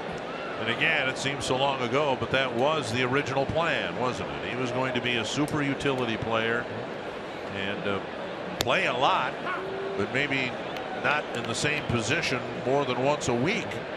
In the outfield and the infield, you know, with completely different circumstances. 1-1 to Morneau. That might be what Santana's job is once again. We'll see him at short. Might see him at second base a little bit, although now with Polanco on the team, if Dozier doesn't play there, Polanco probably will play. He can take over for Buxton once in a while in center field. He can play anywhere. 3-1 with Malone facing Morneau. He's had a good series here. It's hit the ball hard most of his at bats. Michael Tonkin warming up. Deep drive to right center field. Way back and gone. A home run for Morneau. His second for the White Sox. And Malone starting to leave some pitches up. That's a 3-1 pitch.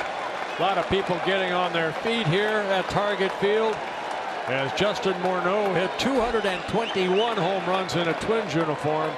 Hits his second for the Chicago White Sox. And like so many of Justin's home runs, a no doubter. 3-1 fastball. And Justin still with that quick bat and the strike to do that. A one-out home run for Morneau, and now Navarro taking inside a ball. Not the first time that he's come back to Target Field wearing a different uniform. He represented the Rockies in the Home Run Derby before the All-Star game here in 2014. Yeah, the year that he won the batting title in the National League.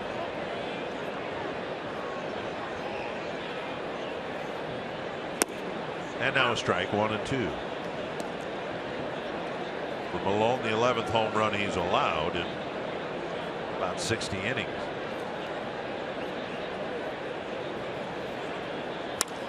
And a liner just out of the reach of Escobar, a base hit for Navarro. And they started to really tee off of Malone last inning with 2 outs.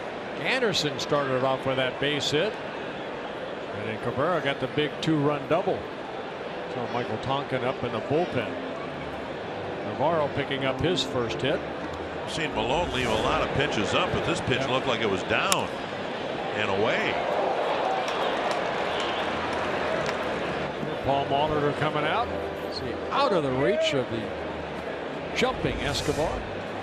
Michael Tonkin's been warming up. Tommy Malone having a good first 4 innings, but then trouble really started after the second out in the 5th. Third time through the order, and the White Sox have 5 hits.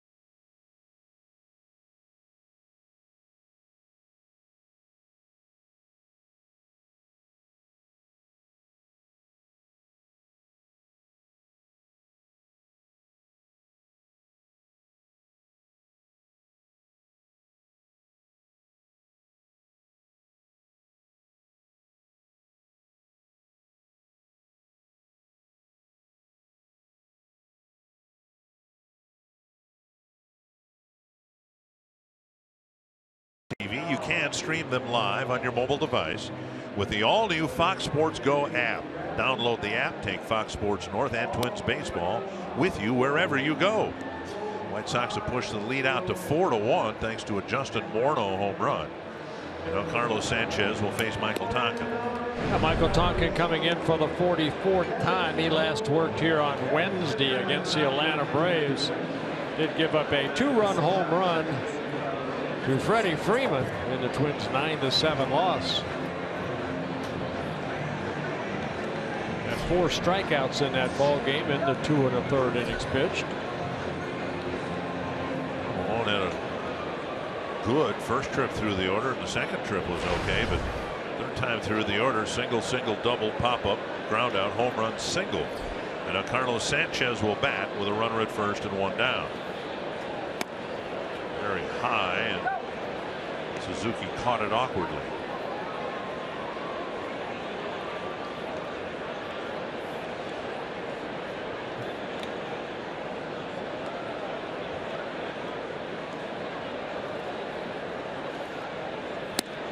miss. Talking with that good fastball, hard slider. Navarro at first, he's not a threat to steal, but that continues to be a concern when Tonkin's in the game with runners at first. Big leg kick. He really winds that left leg up and back. And that gives runners all sorts of time to run to second base.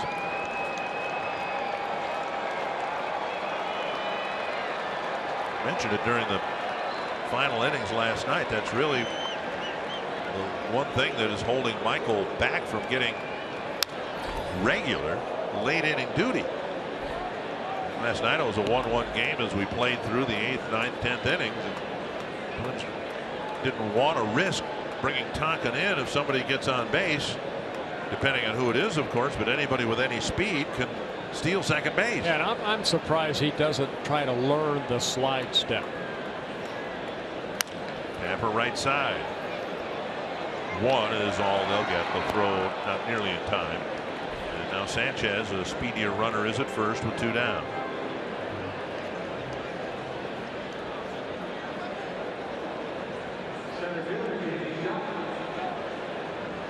I mean, it's not that difficult to learn. Rather than bring that left knee up, just go quicker toward home plate. That's what the slide step is to do, is to make that runner don't feel comfortable that he could steal a base with that high leg kick. Shuck at the plate. Sanchez at first.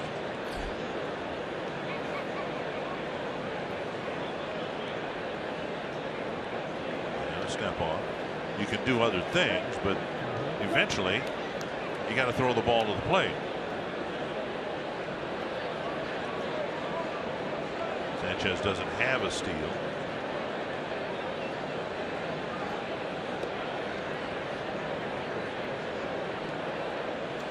Again, Sanchez up 5 times already this year. Stole a couple bases last year for the White Sox in 4 attempts.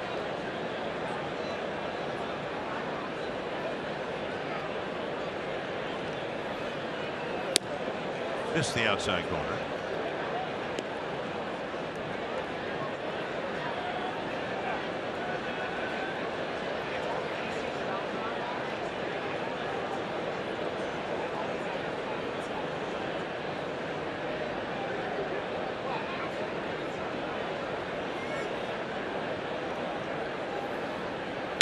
Two and 0.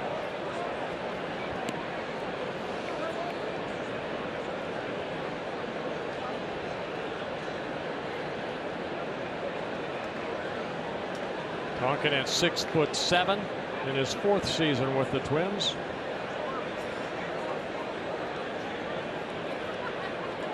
There goes Sanchez. The pitch popped up left side of the infield. And Santana comes in, makes the catch, and the inning ends. Justin Morneau with a home run, his 2nd of the year, 4-1.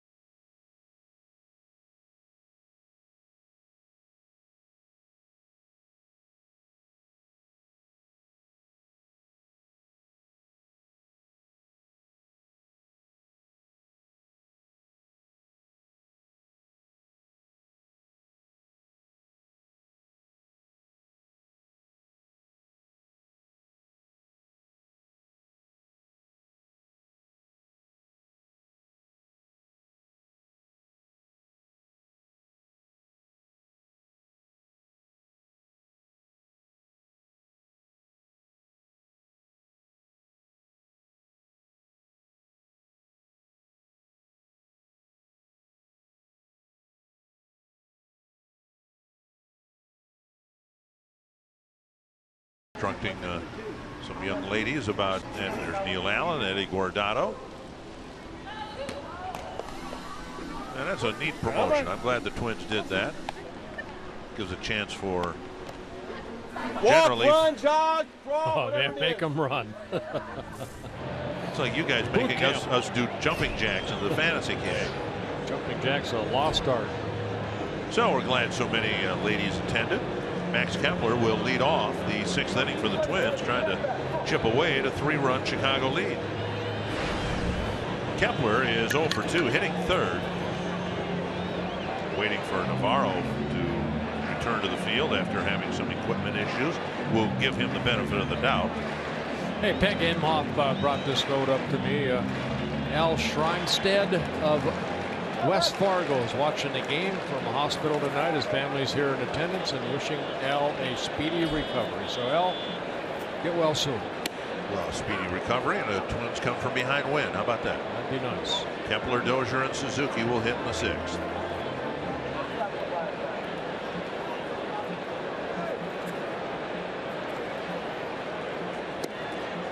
And now outside 1-1. Our Soup.com trivia. Besides Max Kepler, the only other Twins rookie to hit 8 home runs in the month of July, Jimmy Hall, I'll go with. Gary Gaetti did it. All right. Pop up short right center field. Garcia coming in. Ball drops for a base hit. Not hit well at all, but in a good spot right between Sanchez and Garcia. Well, Kepler gets his first hit. The Twins pick up their 4th. 3 singles and a double.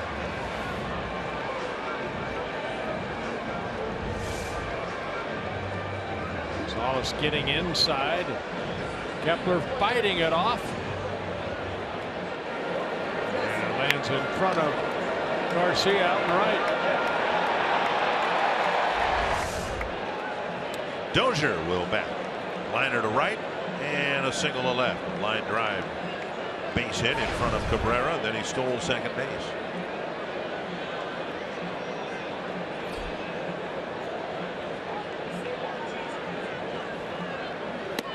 Strike on the outside corner. The White Sox getting another very good start from Miguel Gonzalez, who was released at the end of March by the Baltimore Orioles.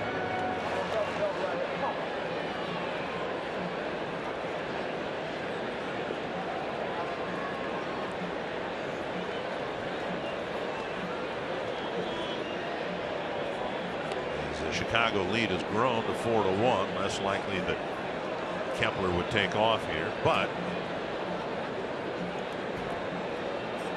a reminder that they know he's there.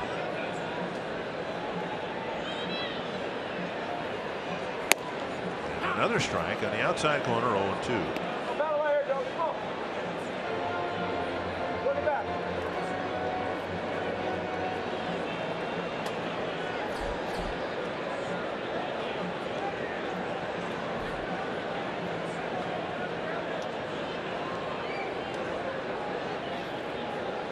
Very high, 1-2.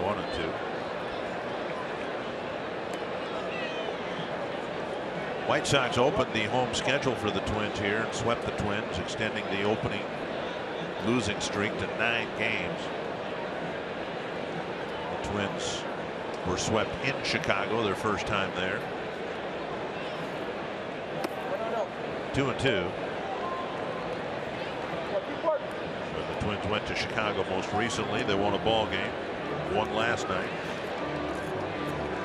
You know, you're talking about Gonzalez over his last 5 starts, 1 win, 2 losses, an ERA at 2.76. All 5 starts were quality starts where he gave up no more than 3 runs in an outing. 2-2 to Brian Dozier. Busted bat and a 1-hopper and a double play. 2 down. That'll bring up Suzuki with the bases empty. Target Field suites are available for single game rental for groups of 16 to 150 plus. Enjoy a climate controlled experience and a fantastic view of the Twins game with food and beverage included. Learn more at twinsbaseball.com/groups or call 800-33-TWINS to schedule your suite at Target Field. Yeah, it looked like Brian Dozier got jammed a little bit right there. 8th double play turned behind Gonzalez. This is his 16th start. Kurt Suzuki will bat 0 for 2. A fly ball to center and a called third strike. Foul back, hitting right back at us. It was right at me. And you didn't move at all. Saw the rotation of the ball. It was not going to reach me. Hope everybody's okay below us here. Don't think I could have reached it. No. With a landing net, maybe. I think a push would have helped. That's what I was afraid of. That's why I didn't stand up.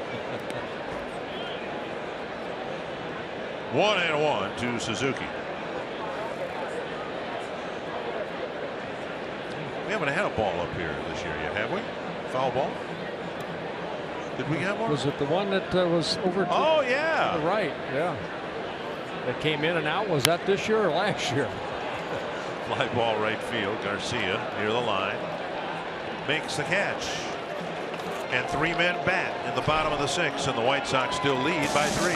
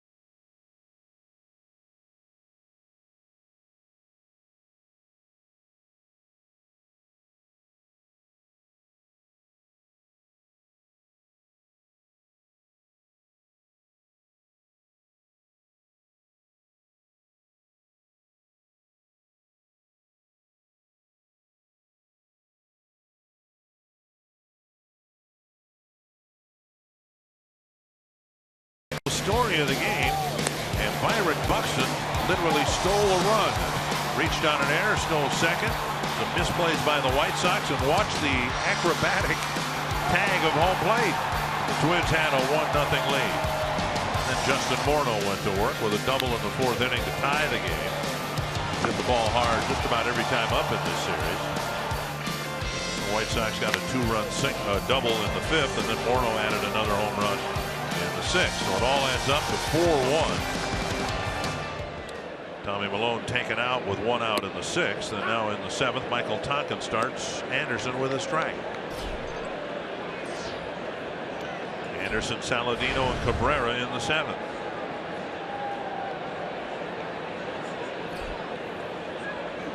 Check swing, 1-1.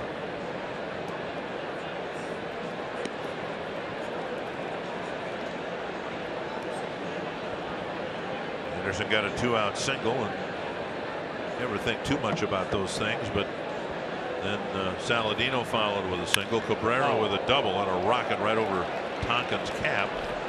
Leadoff single here in the 7th. Yeah, Anderson picking up his 2nd hit. The White Sox have actually had some very good 2-out hitting here today.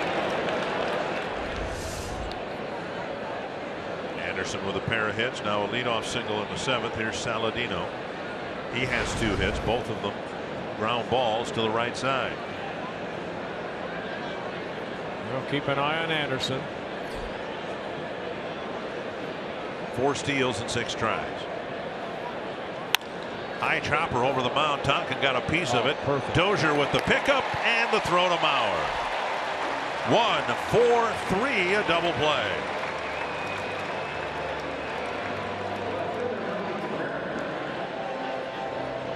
Saw a couple of those in yesterday's ball game. Nolasco and Quintana both had a one helping a double play, knocking a ball down. And right here, Tonkin at his 6'7" frame knocked it down right to Brian Dozier, and he did the rest. 2 down, and now Melky Cabrera. Cabrera taking one down and in, and Cabrera has been stinging the ball tonight too. Single in the first, a line out to the left center. Buxton made his great catch in the fourth. Then a 2-run double to almost the same spot in the field in the fifth. 2-0.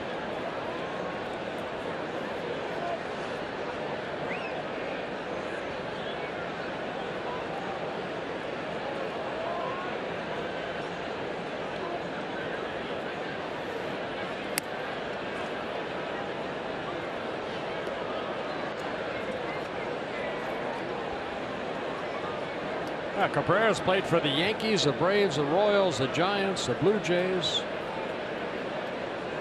and signing with the White Sox to a 3-year contract over the winter. It was Cabrera back in 2012 that was well on his way to winning a batting title for the Giants. He was hitting .346, and he got popped for a PED violation. Swing and a miss. And back then the penalty was 50 games, and he served his 50 games and could have been eligible for the World Series with the Giants, but they decided not to bring him back. Yeah, he's in his second season with the White Sox. Fly ball down the left field line, hanging in the air for Grossman. And that wraps up the top of the 7th. It's 4-1 Chicago.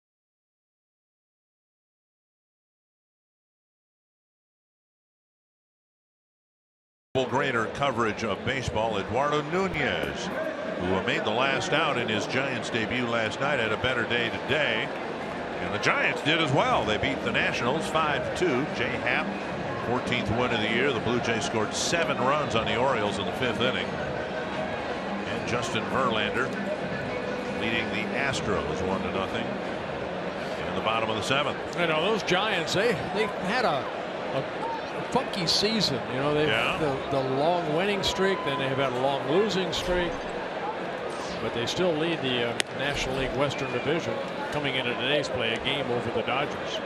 Escobar, Polanco, Santana, and the Twins hope a few more will hit here in the 7th against Gonzalez. And a strike, 1-1. Well, Gonzalez has done a good job getting ahead in the count.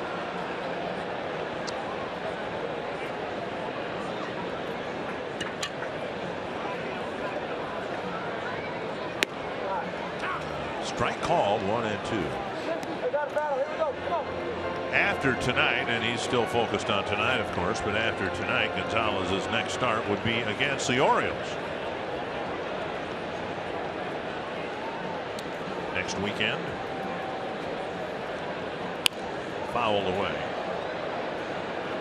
He's got some movement on that fastball, mixing in the breaking ball and the changeup.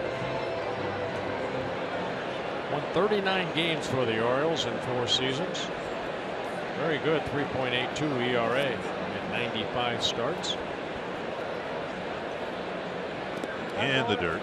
There's the curveball.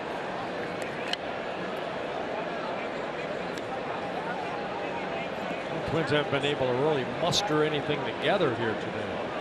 Yeah, the one run they've got was aided by 3 Chicago errors. 2-2. Base hit right field. Escobar gets something started in the 7th. Yeah, Escobar picking up his second hit. Run or skate in the RBC Race for the Kids Minnesota Half Marathon at 6K, benefiting Ronald McDonald House Charities Upper Midwest, Saturday, August 6th. For more details, visit foxsportsnorth.com. Click on upcoming events. That's 1 week from today.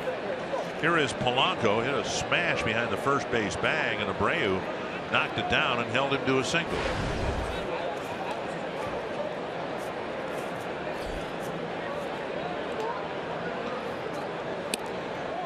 Polanco in his big league career has been pretty much a house guest of the Minnesota Twins. He's come up for a few days, gotten a chance to get a few at bats, and then predictably is sent down. But what we've noticed over the years, and he first got a call up a couple years ago from Class A, he's returned bigger and stronger every time he's made it up here. He's filled out. He's got surprising pop. And a couple years ago, he was a rail thin, skinny middle infielder, and he's added a little bit to his frame. Well, just growing up a little bit. Still only 23 years old. Dominican Republic. 2014, a couple stints. Last year, a couple stints. This year, this is his 4th time with the Twins. A high fly down the right field line on an 0-2 pitch. It's a foul ball. That is exactly where Navarro wanted that pitch, too, with the glove up high. Polanco fouled it off. Signed by the Twins back in 2009 out of the Dominican Republic.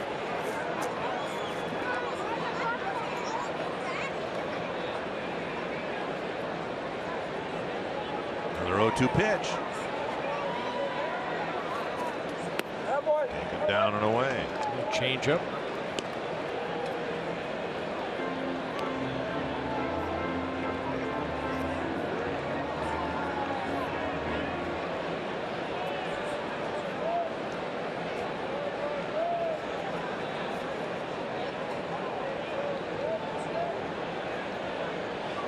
Polanco, a lot of at-bats in the minor leagues. Over 7 minor league seasons. Almost 2,300 minor league at-bats.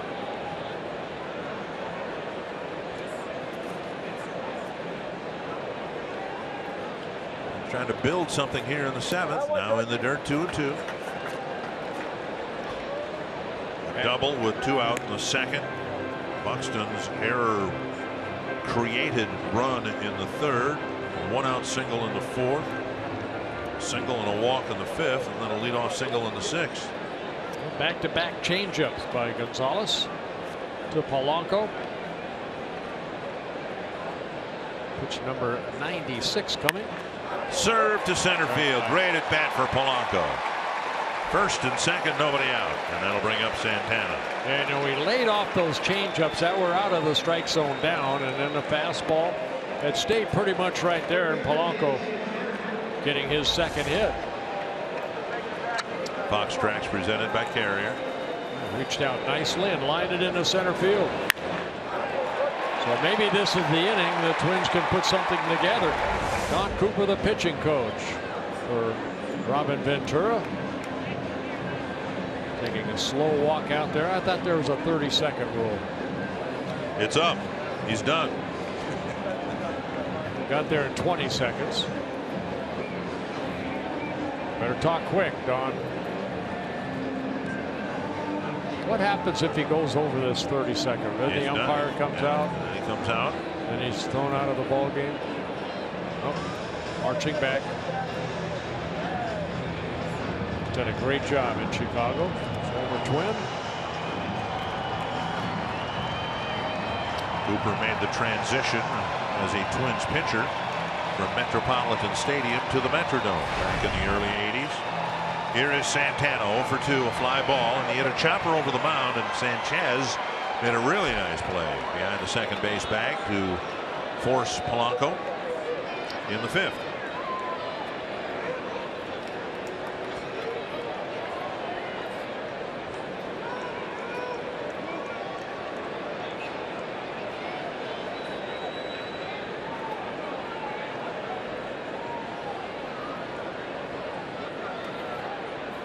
Swing and a miss. Good change up there.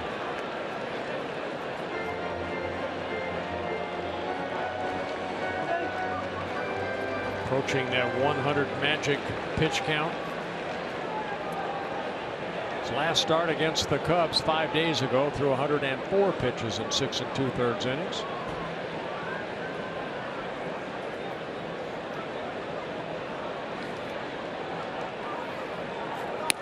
Just off the outside corner. Saw one fastball at 93.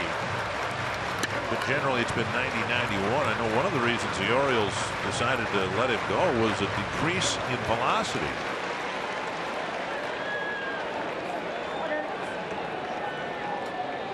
One and one.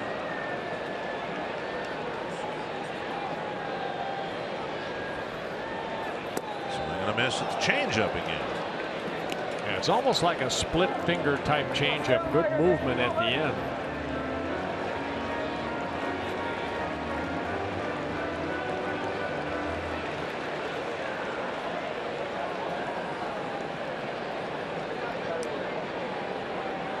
Santana behind in the count, battling Gonzalez. Pitch number 100. Chopped up the line, foul. Bad effort by Butch Davis right there. Ordinarily, what I say to that is the effort was there, but the execution was poor. But you're right, that the effort simply wasn't there. No. The 4th inning is the inning he needed the most pitches, and you saw the 21.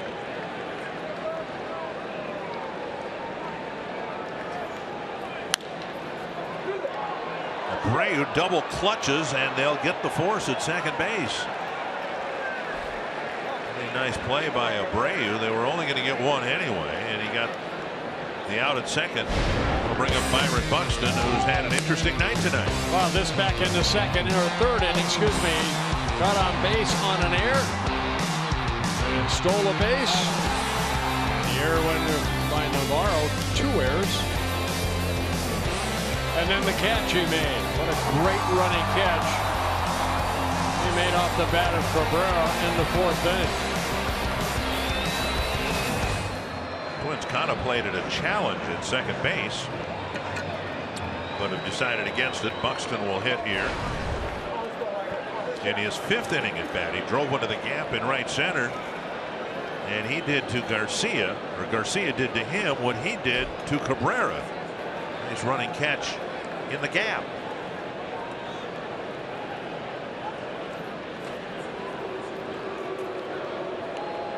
Abreu's play a nice one at first base on Santana's ground ball because it keeps the double play in order, but that's only if Santana doesn't steal second.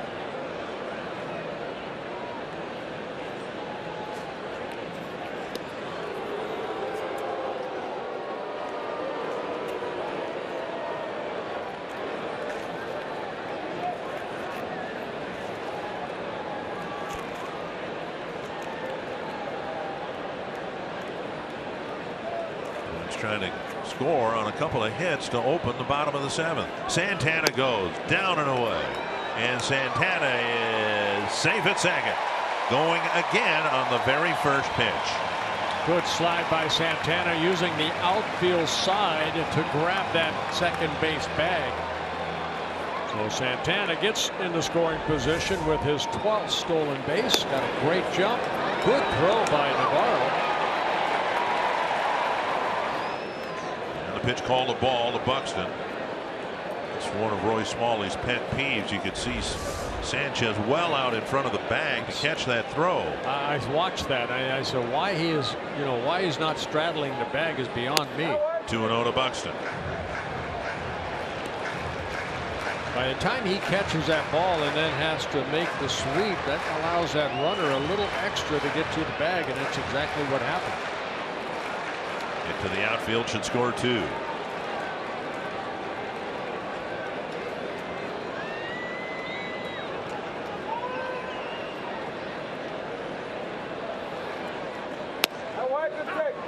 On the outside corner, just a sliver of the outside corner, and it's 2-1.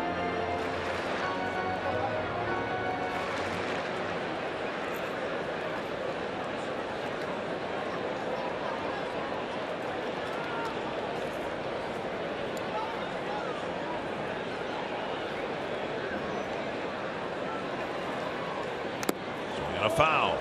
2-2.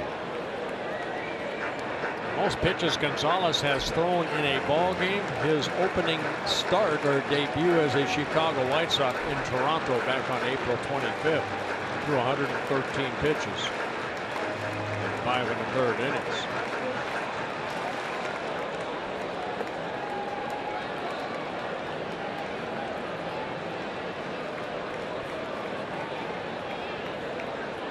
2-2 to Buxton. 3-2. Grossman on deck.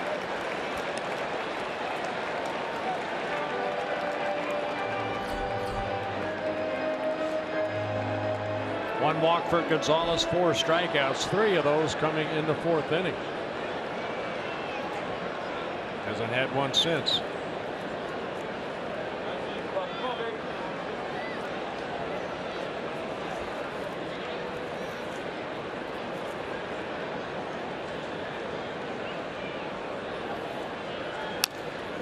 Buxton got a piece of the fastball.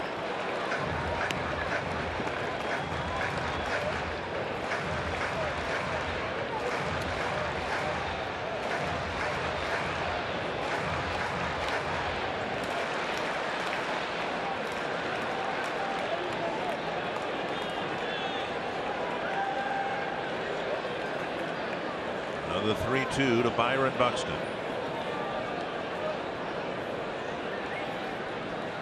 Chopper left side, a run will score, and Buxton is retired. A 4-2 ball game, and Escobar comes in from third base, 2 away. Yeah, Danny Santana had to stay at second base because where that ball was hit. Buxton picks up his 16th RBI. The Twins get 1 out of the 7th inning rally, and now another speedy runner in scoring position for Grossman. 0 for 2 with a walk.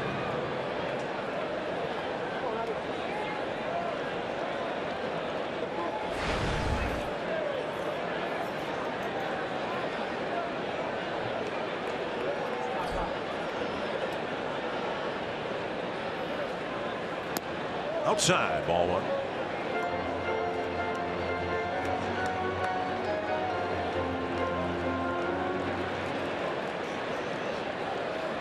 Santana, speedy runner at second.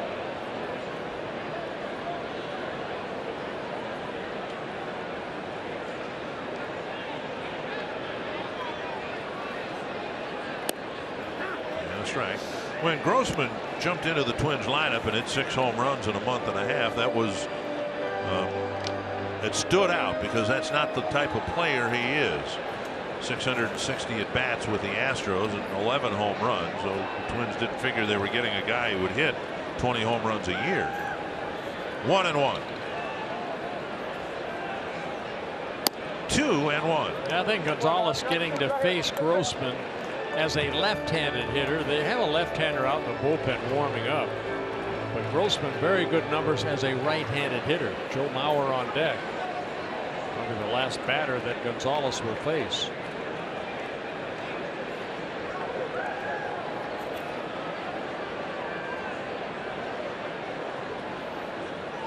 Three and one.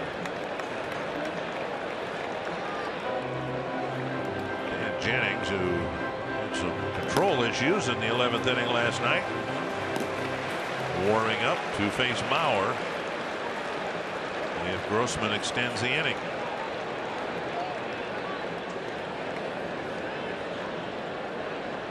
Three and one. Off to second. Santana gets back. Second time they've tried to pick him off at second base.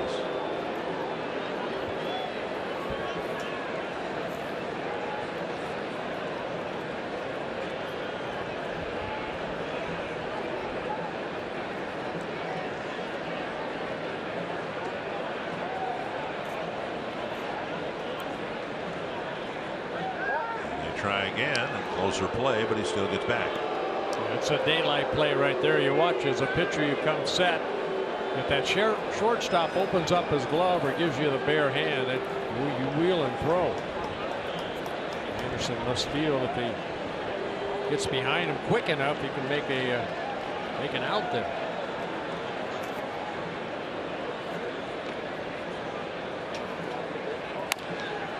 And now 3-2. There's a good try. That's better. By the way, Butch, they'll give it to a young fan, hopefully.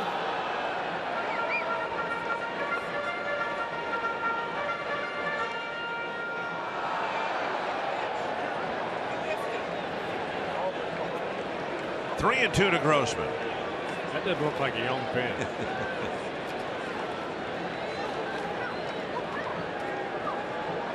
Twins need a 2-out hit right here. And again. Closer. It gets closer every time.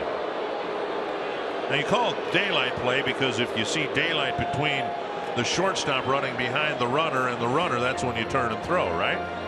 Well, Greg Gagne was outstanding. As soon as he gave me that open glove, I wheeled and threw. Gagne was so quick. Like Anderson, they get over there quickly. But right there, Santana able to get that right hand back on the bag. And Grossman takes a called third strike. For the second time tonight, he's been called out on strikes. And the Twins get one but leave one. It's a 4-2 ball game.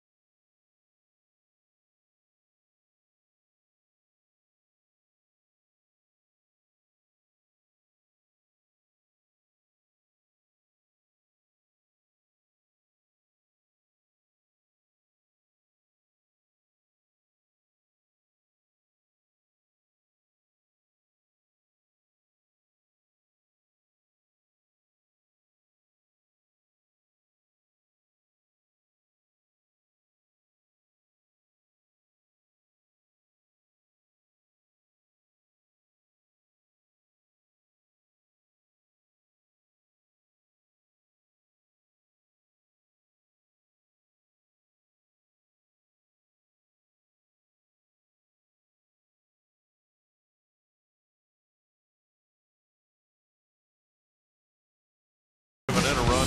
This catch was remarkable. They clocked his speed at 22 miles per hour tracking this ball down. On my bicycle I couldn't get to 22 miles per hour. Look at that. He went 90 to almost 90, well, just over 92 feet to go catch that. What a great catch by Byron Buxton. Again, it's his third collision in the last couple of weeks with that chain link fence out there. And we understand why it's there. It's so that we can see in the bullpen and they can see out. But I wonder if at some point someone might not put some plexiglass out there or something instead. That's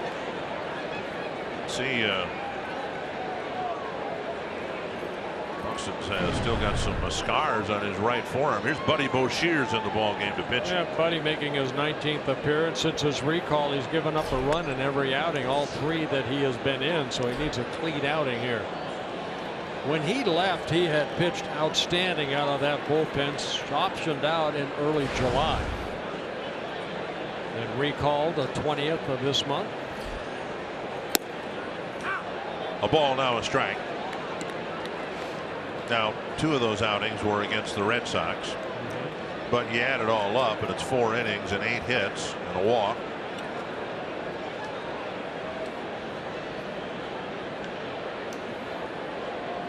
On the ground, backhanded, bobbled by Santana. He comes up firing and nearly got him. It'll be an infield hit for Abreu, and either Bauer did a nice job knocking the throw down or the throw actually hit Abreu.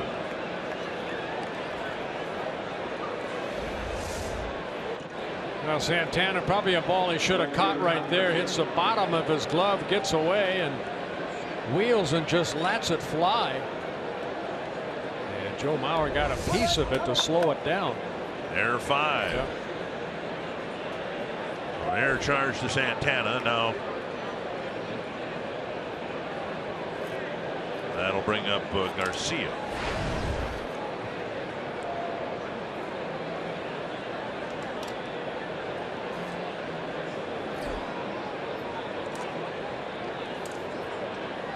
Outside, ball 1.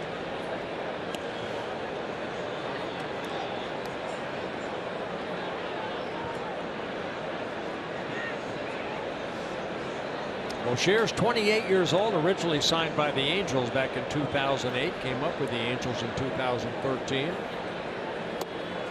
Good breaking ball there. Bends over the inside corner.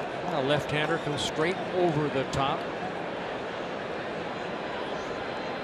Other than this year with the Twins, his only appearances came with the Angels in 2013. 25 ball games, or 15 1/3 innings out of their bullpen. Another good breaking ball. Most of the relief staff right now are not on the 25-man roster in spring training. Abad had to be added. Rogers and Boshears were called up. Kinsler was called up.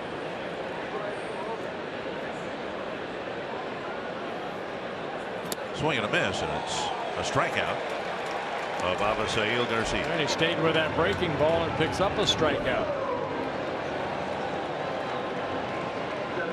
So straight over the top, Boshears. This copyrighted telecast presented by the authority of the Minnesota Twins and may not be reproduced or retransmitted in any form, and the accounts and descriptions of this game may not be disseminated without the express written consent of the Minnesota Twins LLC. And Boshears will try to find some part of Justin Morneau's bat other than the barrel. He has hit just about everything hard in the first 2 games of this series, including a home run his last time up.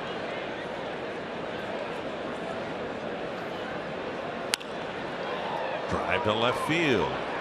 Grossman comes in, makes the catch. 2 down. A good fastball away. Justin hits it the other way for the flyout. Boshears last year went to spring training with the Rockies, was sent down to the minor leagues, and then they released him. Ended up pitching in independent baseball, almost like Brandon Kinsler. You know, he spent time in independent baseball. And signed a minor league contract with the Twins back in December.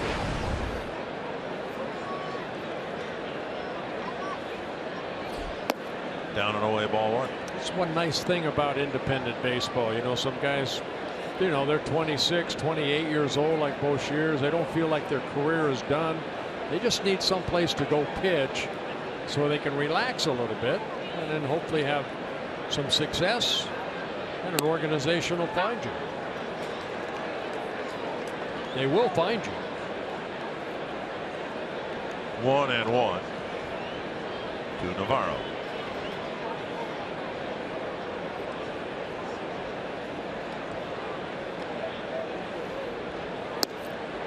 Just missing inside. With Caleb Thielbar. Right. Pitched over here in St. Paul.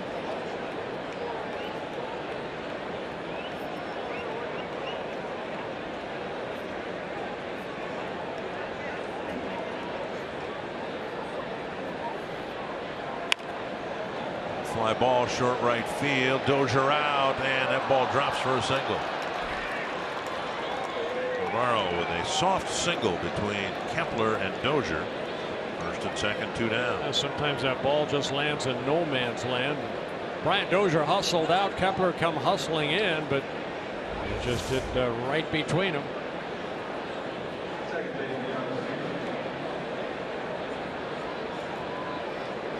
Navarro picks up his second hit. And now Carlos Sanchez over 3, reaching the fielder's choices last time up.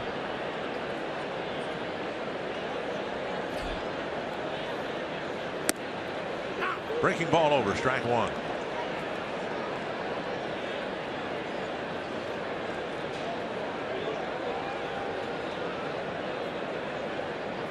Just got a run in the bottom of the 7th. Don't want to give any more back in the top half of the innings. On the ground, Escobar fires on the run. Sanchez retired, and the White Sox leave 2 on in the top of the 8th.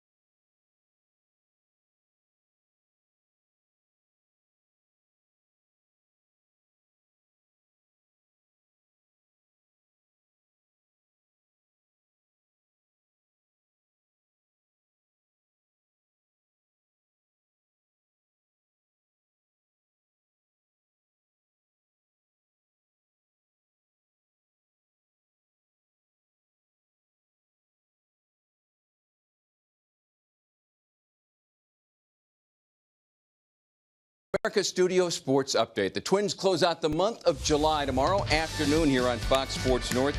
A battle with the White Sox. Our coverage begins at 12:30. Can the Twins close out the most successful month of the season with a win? We'll find out tomorrow. And Irvin Santana will go for the Twins. Carlos Rodon will go for the Chicago White Sox. Rodon just he'll be activated off of the disabled list. Sore left wrist, put him on a disabled list.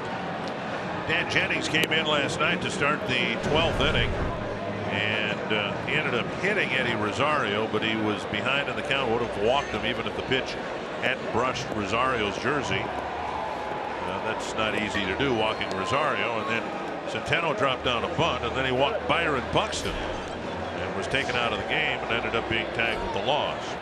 Yeah, Jennings 4-3 out of that bullpen. Very good 1.81 ERA. He's given up only 9 earned runs in 44 2/3 innings. Well, we'll see if overnight his control got better. Yeah, walks are high, 23, but 30 strikeouts in the 44 2/3 innings. And he'll face Joe Mauer, who's always among the league leaders in walks.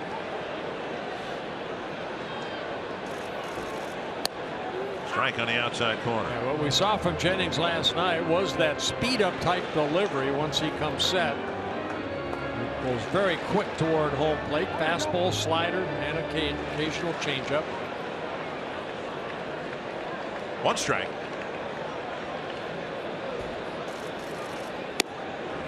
a ball inside. Back-to-back lefties, Mauer and Kepler. Sano not in the starting lineup. Vargas not in the starting lineup, and Rosario not in the starting lineup. The fourth bench player, the backup catcher, Juan Centeno.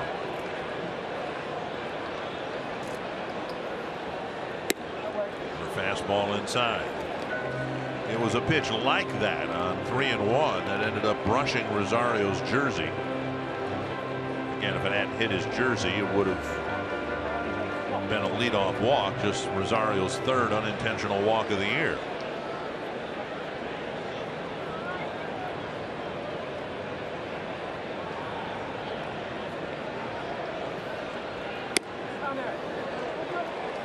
And he's in danger of walking Mauer to lead off the eighth. Yeah, Jennings coming over from the Miami Marlins organization in his second season with the White Sox. Last year, 53 relief appearances out of the bullpen for the White Sox.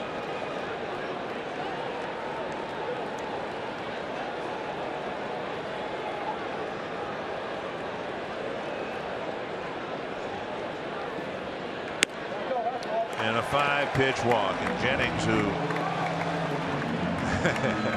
I couldn't even complete the sentence. Don Cooper's already on his way to the mound. I want to go back to Gonzalez's outing. 7 very, very good innings. I think the best pitch I saw him throw was that last one he threw to Grossman, that two-seamer that came back to pick up that strikeout. 114 pitches. He pitched very, very well. Cooper's wagging that left index finger. That can't mean anything good. He's preaching out there.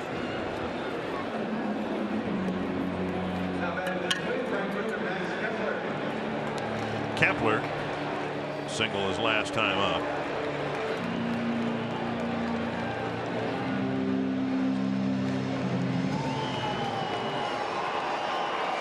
'800th career walk for Joe Mauer.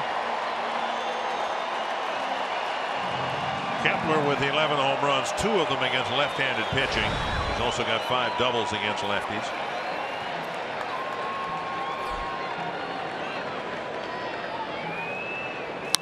Grounder right side. And a low throw. Did he keep his foot on the bag? They say yes. Chad Whitson said that Anderson fielded a one-hop throw and kept a foot on the bag, but Mauer is standing on second base. Yeah, Paul Molitor with his foot on the field. They'll take a look at this. Sanchez, a little short hop right here to Anderson. Yeah, I think so. And he gets out of the way of the sliding Joe Mauer. Nice athletic play by Anderson. Well, challenge. Good play by Anderson. Could have been a disastrous play by Sanchez, and Kepler reaches on a fielder's choice. Robin Ventura to the mound. And with right-handed batters Dozier and Suzuki due up next, we'll have a pitching change, with the White Sox leading by 2.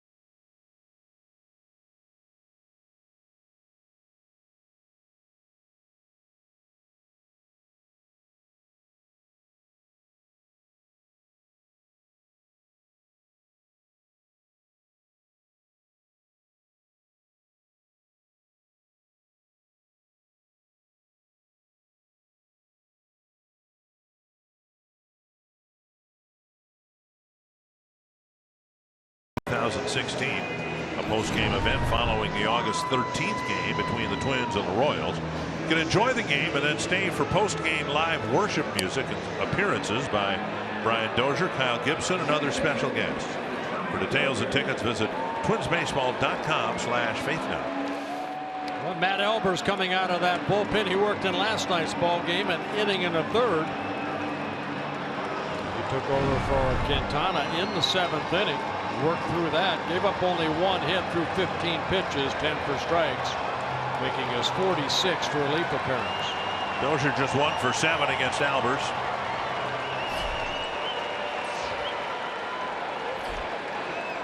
Dozier, the team leader in home runs with 17, and the Twins need one here to get the game tied up.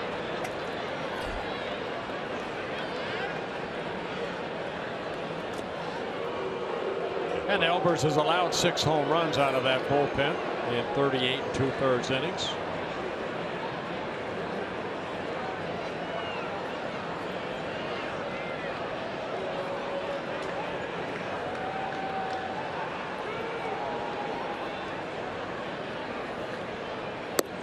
Plate, ball 1. Yeah, Albert's kind of a slinger. 6'1", about 225. Big sweeping breaking ball. Fastball has some movement.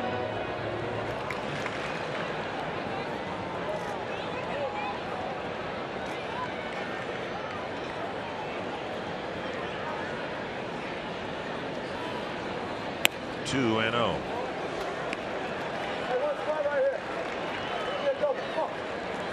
Albers first came to the big leagues with the Astros back in 2006 when they were in the National League. Then he spent time with the Orioles, the Red Sox, the Diamondbacks, the Indians. Back to the Astros when they were in the American League. And now in his 2nd season with the White Sox. 3 and 0.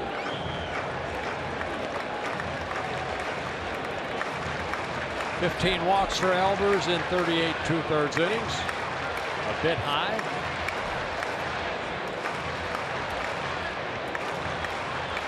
See if he can make it 16. Dozier's green lighted on 3 and 0. A 4-pitch walk. Now the White Sox efficiency out of the bullpen cost them the ball game in the 12th inning, and now in the 8th inning, 2 walks. 1 out, and Suzuki to the plate.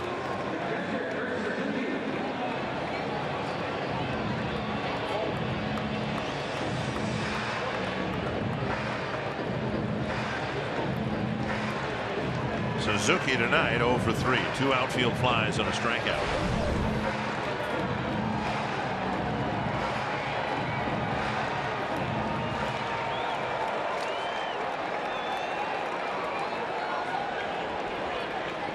Kepler at second. Dozier at first and 1 away.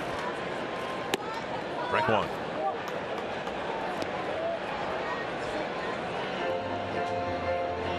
Last night Twins got the winning run in the 12th without the benefit of a hit. The only ball put in play was a sacrifice bunt. Hit battered, 3 walks. Strike 2 to Suzuki.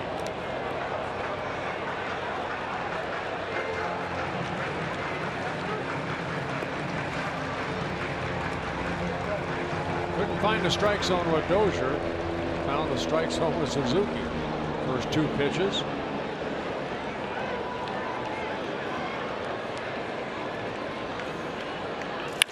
To center field. Shuck is over, leaps and makes the catch. For out number 2. Boy, Kurt hit it right on the button. And Escobar will bat with 2 away. Almost looked like it was going to sail over his head for a while. Fastball. Kurt hit this ball sharply. Shuck not playing that deep, but just goes to his right. And makes a nice catch for the 2nd out. Escobar with a double and a single and a run scored. The Twins would love to get at least 1 back here in the bottom of the 8th after taking 2 walks versus the White Sox bullpen.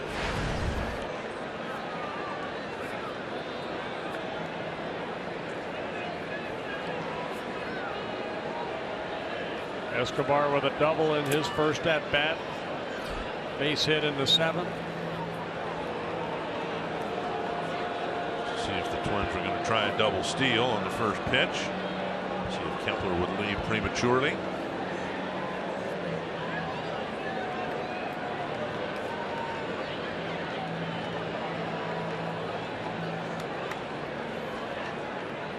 A high drive to right field. Going back, Garcia. Gone! Escobar puts the Twins in front.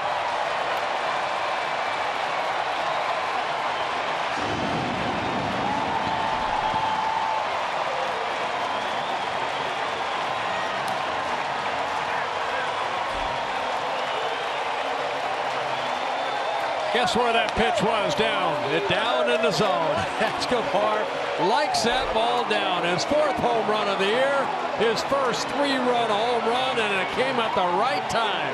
Against his former team.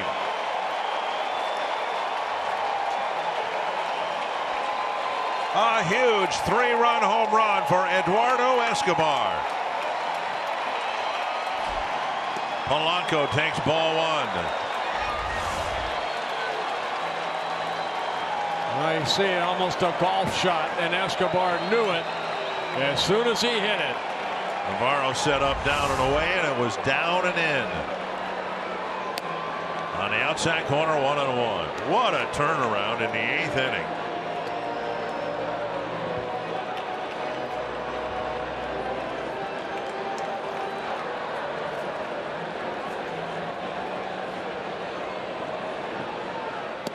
And now 2-1. You don't think he's happy that they traded Nunez? Well, it's yet another opportunity for the young man to get out and play, which is all he's ever asked. Just give me a chance. Well, back in May when he went on to disable us, it was Nunez that took the opportunity and ran with that. And now Nunez gone. Escobar last 2 nights at short, and he's responded nicely. 3-1 now to Polanco. Brandon Kintzler warming up in a hurry with the Twins suddenly taking the lead. Back to the glove of Albers. And that ends the 8th. But the Twins take 2 walks and then get a big 3-run home run from Eduardo Escobar to take the lead.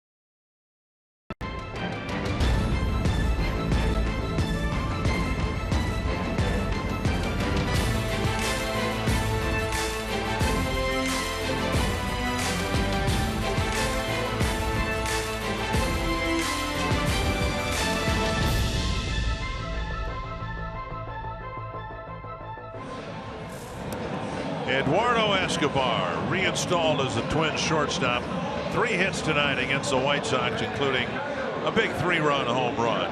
Twins with a lead at 5-4. And now Brandon Kintzler, who prior to this year had never had a major league save. He had pitched in 172 big league games as a reliever, never got a save, and this year Twins have put him in that opportunity, and he's 8 for 8. Yep, 8 for 8. He picked up 3 saves on that road trip, looking for his first one here at home.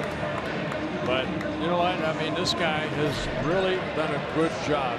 He's not a strikeout pitcher, contact pitcher. This will be the 3rd straight day that Kintzler's out there. Worked here an inning against the Orioles on Thursday. 1 inning last night. J.B. Shuck takes strike 1. And as you watched Kintzler in this role, what you've seen a lot of that. First pitch strikes that are not down the middle of the plate. He shaved the outside corner to get ahead of Shuck. 0-1. Missed there. 1-1. Kintzler straight over the top. We talked about Boshear's straight over the top type delivery from the left side as a left-handed pitcher.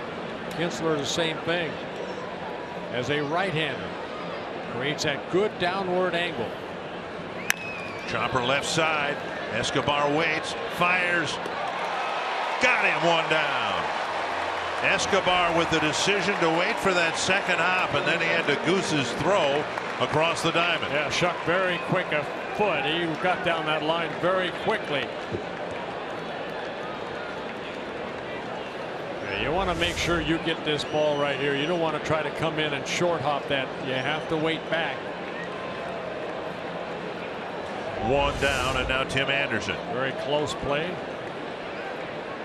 Anderson was singles his last 2 times up, and again right on the outside corner, down and away.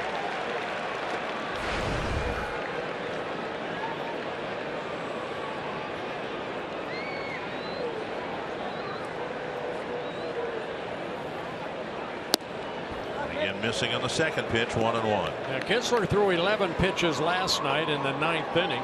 Did give up a couple hits, no runs. Threw.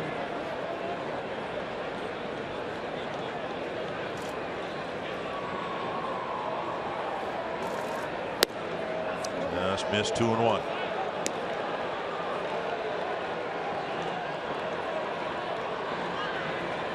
It's important to keep Shuck off the bases, just as important to keep Anderson off the bases because he runs so well. 2-1.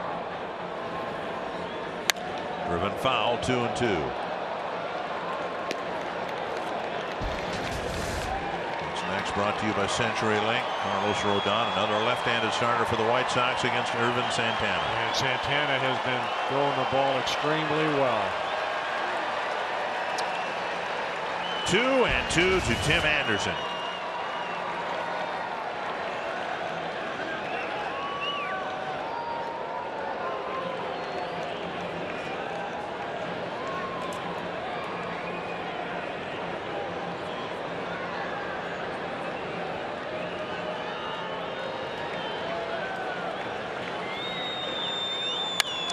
Down the line and a fair ball into the corner. Kepler chasing it. Anderson to second, and he's got a 1-out double. Anderson picking up his 3rd straight hit. Got a fastball, went the other way with it.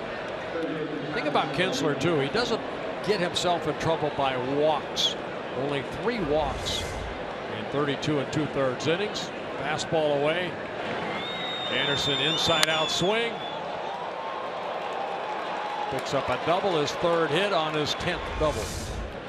Tying run at second. Saladino at the plate. As effective as Kintzler has been, he rarely has a 1-2-3 inning. It seems like there's always guys out there on the bases. Inside, ball 1. Got a save in Boston. And it was a clean inning. No hits, no walks.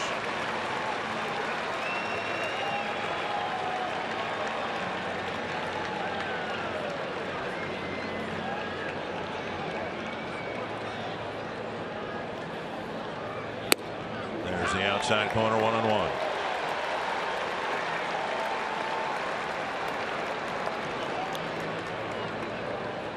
Came to spring training, signing a minor league contract, went down to the minor leagues, called up in early May.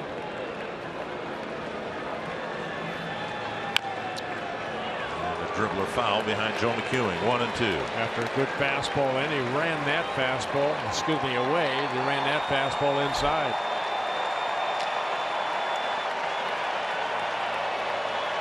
"20 strikeouts in more than 30 innings.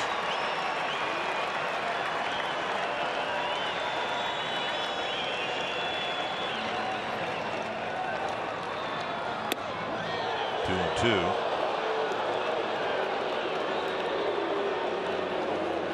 Ladino strikes out about once every 4 times.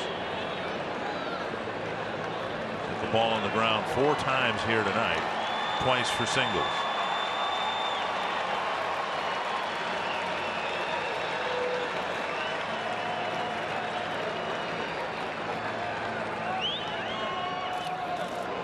Swung on and missed. 2 down. Off the plate, but 94 miles per hour, 2 down. Pitcher's pitch right there. Again, good angle, good downward plane. And Kinsler picks up a big strikeout. Ooh, that was not off the plate. It was right on the outside corner. And now Cabrera, who has picked up 3 hits, and he's put the barrel on the ball 4 times tonight.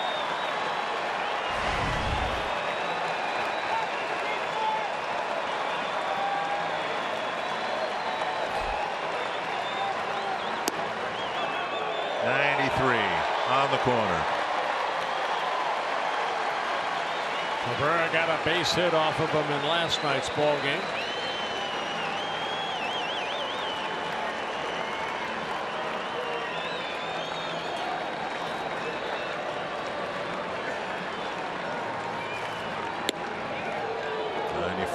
Outside. A lot of fastballs. Well, you don't see the breaking ball as much. He's got such command of the fastball with such great sink on it.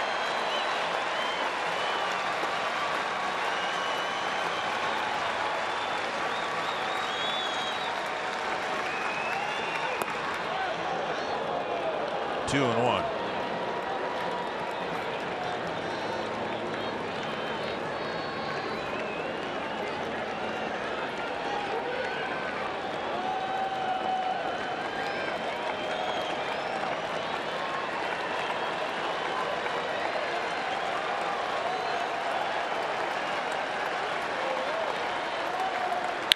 Base hit left field. Grossman charges. Anderson being waved around. The throw coming through, not in time, and the game is tied. And Cabrera goes to second. The ball should have been cut off. Cabrera ties it up with a 2-out hit. And the first blown save for Brandon Kinsler.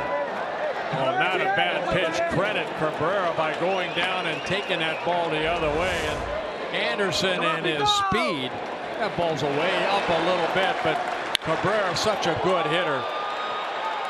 And Grossman comes in. Right Santana cuts that ball off. Cabrera's still at first base. Here's Abreu. Cabrera picking up his 3rd RBI of the ball game. 5 apiece. Fouled away, 1 strike. Our first glimpse of how fast Anderson is. Man alive. He flew around third base. He did. Go ahead run at second. 2 away.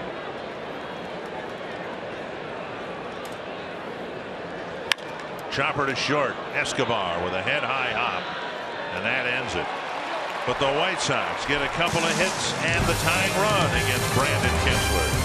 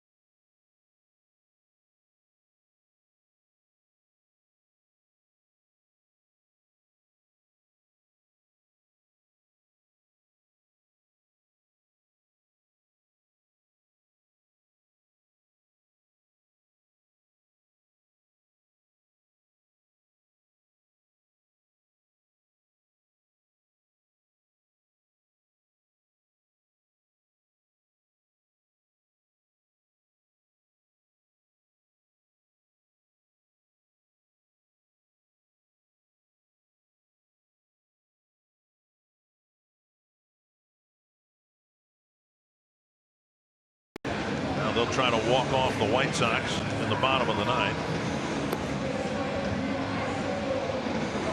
And it'll be Danny Santana, Byron Buxton, Robbie Grossman for the Twins, and Michael Ynoa for the White Sox. Ynoa making just his 8th relief appearance. 11 strikeouts, 6 walks in 9 1/3 innings. Ynoa in his rookie season for the White Sox, just 24 years old, from the Dominican Republic, 6'7", about 210, hard-throwing right-hander.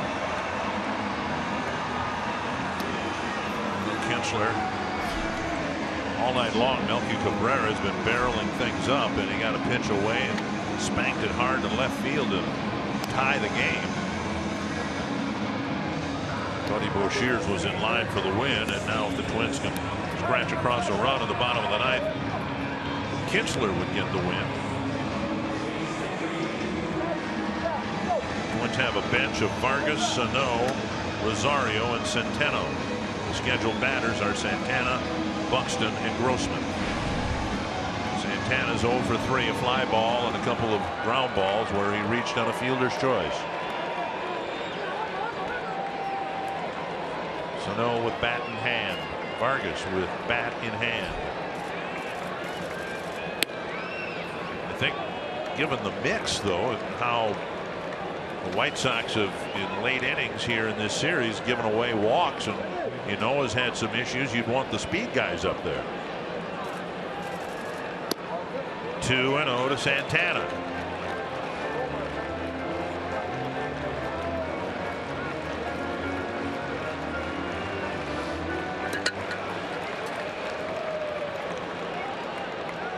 Walks for Santana and 178 at bats. 2-1. Ynoa with a fastball, slider, occasional curve, changeup. Originally signed by Oakland back in 2008.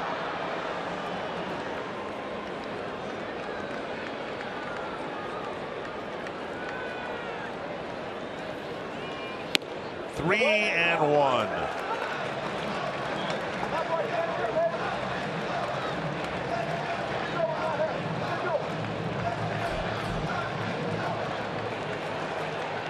Buxton on deck.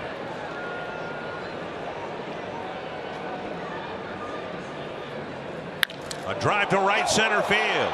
Headed toward the gap. Garcia won't get there. Hard off the wall. Santana to second with a stand-up double. Well, you fall behind an account, you know that you've got other guys out there that'll walk too many Twin batters. So you come in with a fastball, and Santana jumped all over it. His 9th double of the year, a 3-1 fastball, and put a great swing on it. And his speed, he glides into second base easily. In a bunting situation, Buxton comes to the plate. He has struggled laying down sacrifice bunts.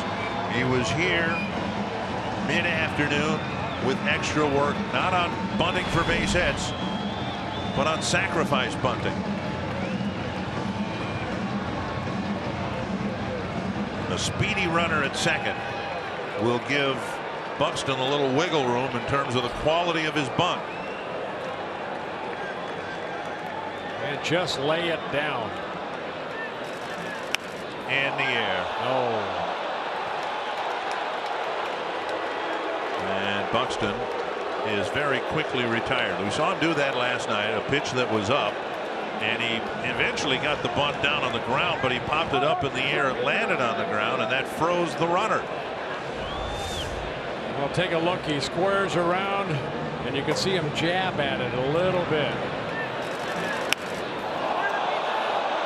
So the first out recorded. Now keep an eye on Santana. Anderson sure is, the Chicago shortstop. Breaking ball, strike one.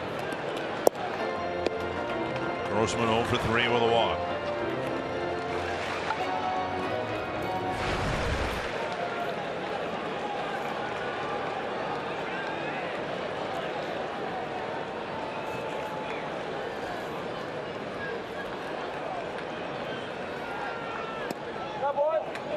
just off the corner. Manoah trying to break that ball on the outside edge. First pitch.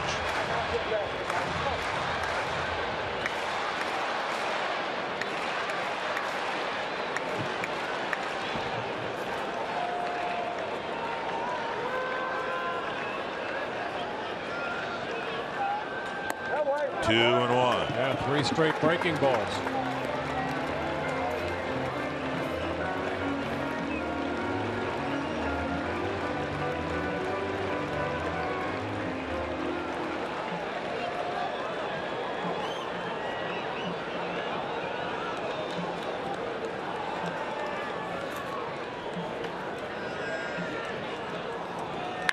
Popped up foul over the tarp, and it's 2-2. Twins have 7 walk-off wins, including the walk-off walk issued to Mauer last night.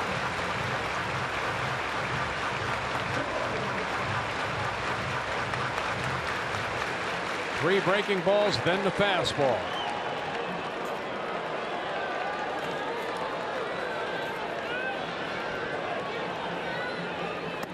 Three and two. Back to the breaking ball, missed low.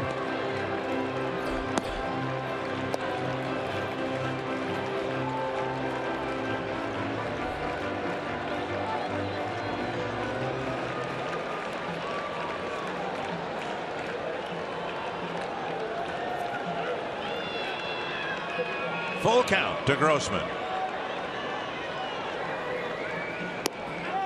And another called third strike. Grossman, for the 3rd time tonight, is called out on strikes.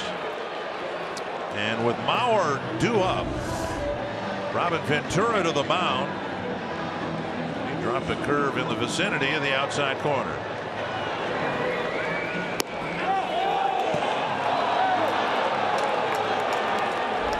A lot of breaking balls to Grossman. Last night's walk, just the 2nd walk-off plate appearance for Mauer in his career. Last 2 walk-offs for the Twins have been a bit odd. The walk-off walk last night, and in the middle of the month, Max Kepler hit a nubber in front of the mound, and the flip to the catcher was not held by Yan Gomes for an error, and the winning run scored. Twins haven't had a walk-off hit since Kepler's home run against the Red Sox. I thought they would do this right here. Walk Joe Mauer. That'll set up Kepler for perhaps his 3rd walk-off at bat.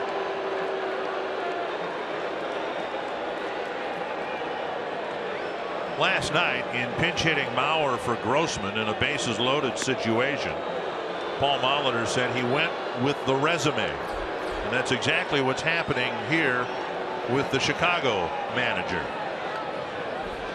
He's walking the veteran Mauer to take his chances against the rookie Kepler.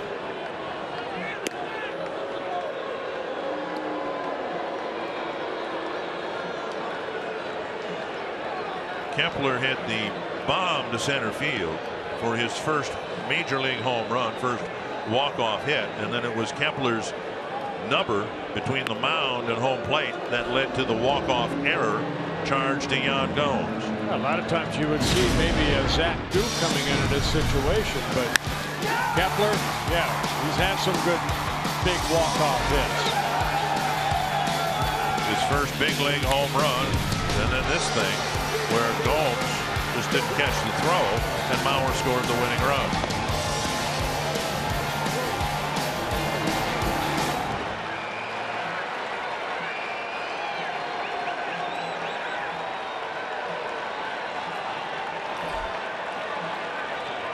Inside, nearly hit him.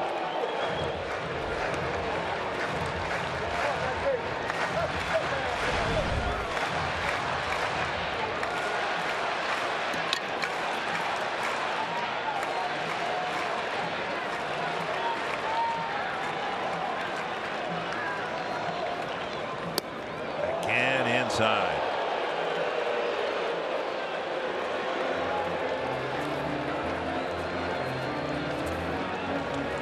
Clearly what teams have done, they've worked Max hard in the case of the other night when he tied the game. He got a cutter inside and lofted it into the seats in right.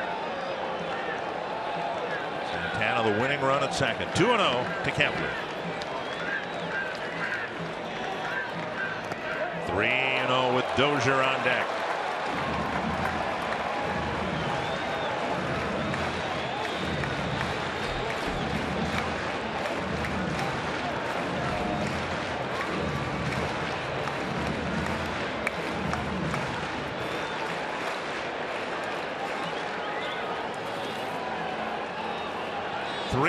To Max Kepler.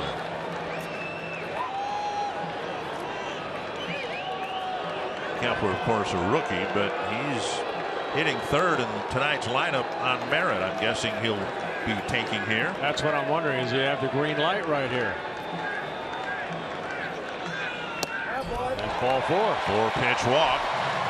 And now what Inoa has done is taken away all margin for error. We have the same situation here we had in the 12th inning last night. No place to put the batter. So people don't even know how to react. They don't rush out onto the field. They walk to the celebration. Dozier with a walk-off home run in early June against the Marlins.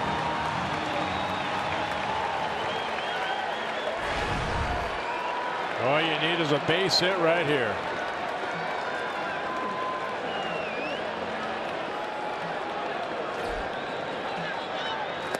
Low, ball 1.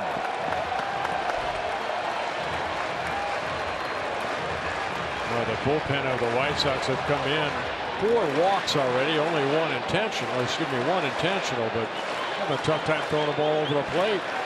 Cost them the ball game in the 12th inning last night.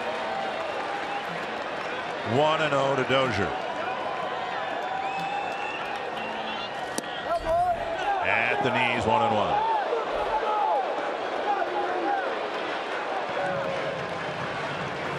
Jim Wolf hearing it from Paul Molitor.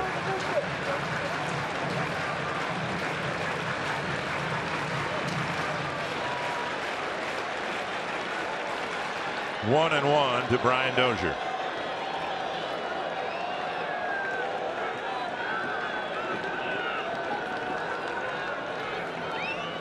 Over his helmet.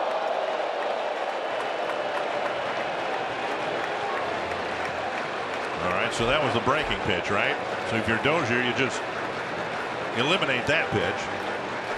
Well, what we're seeing too is, Hanley last night, and his basically, just kind of a rookie. And here you got another rookie trying to throw strikes in a tough situation. A high pop-up left side. Well, he had a pitch to hit, got underneath it. And for the second night in a row, we'll go to extra innings. Tonight, tied at 5.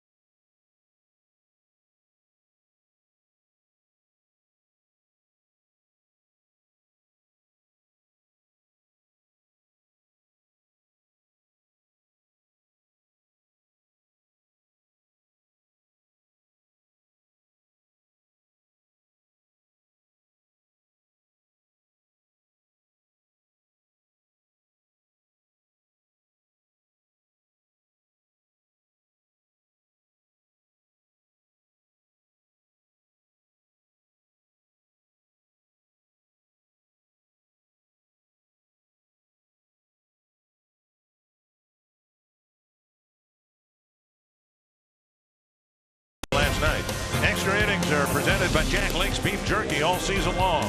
Jack Link's Beef Jerky, feed your wild side. You did 3 times. On to the 10th, tied at 5. Fernando Abad will pitch the 10th inning for the Twins. Remember last night we were talking about Abad that been a while since he went back-to-back games. Now he's going back-to-back-to-back. Worked here on Thursday night against the Orioles. Last night, 1 shutout inning through 23 pitches, 15 for strikes in the 12-inning win for the Twins, making his 39th relief appearance.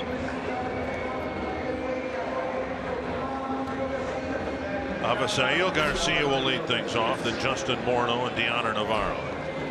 Bob will be working through the Chicago lineup, starting with the 5th position, Garcia, 1 for 4 with a double and a run scored.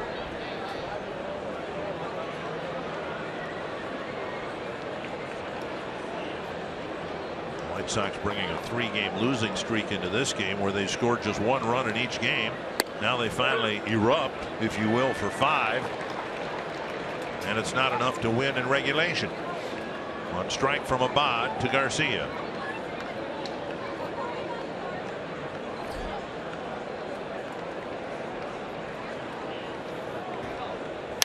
To right center field, headed to the gap. Kepler over, won't get there. Off the wall to Buxton. And Garcia has an opening double. The Twins did not score in the bottom of the 9th with their double. We'll see how the White Sox fare. Now, second double for Garcia in the ball game. Got a pitch down and just went the other way with it.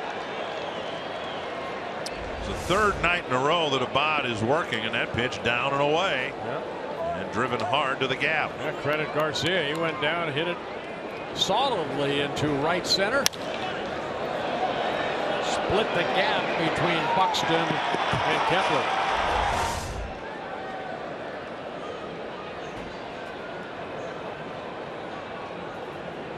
Now Morneau.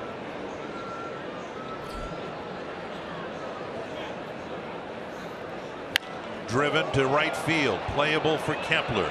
Garcia will just bluff. Kepler with a strong throw last night from the right field corner to throw out Melky Cabrera at 3rd, 1 away. Well, if you're an outfielder, you want to play baseball, you watch what Kepler did right there. Did a great job. The ball kind of hung up. He had time to get behind the ball and then make a solid throw to the cutoff man, that being Escobar in the middle of the infield. Paul Molitor saying of Kepler's arm, now this is just a throw to the cutoff man, as it turns out, but he's really improved his accuracy. And we've seen that with assists in this homestand to the catcher, to the 3rd baseman. Here's Navarro, singles his last 2 times up. Abad's thrown 3 pitches and has already completed 2 at bats.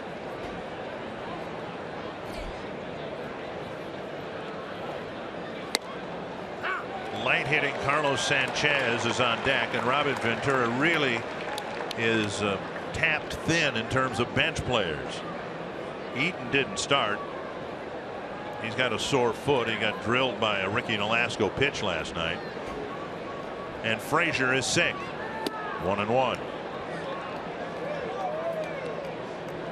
So you'd like to think that if Abad could get Navarro here, he'd also be able to follow up and get Sanchez, with the White Sox likely not able to make a pinch hitting appearance.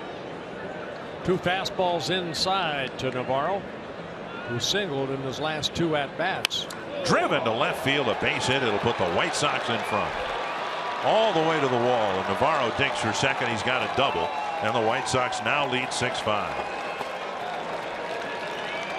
Well, Navarro picking up his 3rd straight hit. Only his 2nd double of the year. It's a fastball, and he opened up quickly after the first 2 fastballs inside and lined it right down that left field line. And as Garcia scores for the 2nd time in a ball game. Twins have been out hit here 15-8, and a couple of big doubles here in the 10th inning. Now Carlos Sanchez pops it foul over the Twins dugout. Twins are due to send up Suzuki, Escobar, and Polanco, but again, a lot of power on the bench. Vargas, Sano, and Rosario.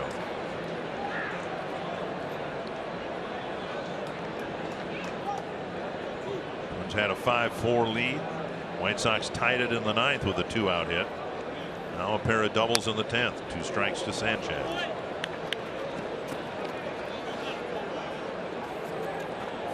David Robertson pitched in a non-save situation last night. Pitched 1 inning.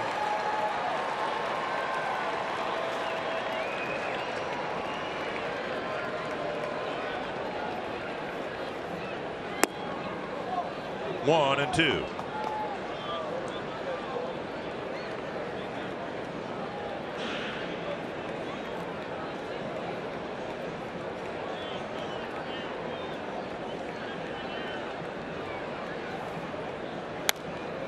And Sanchez waits for that 66-mile-per-hour floater and fouls it away.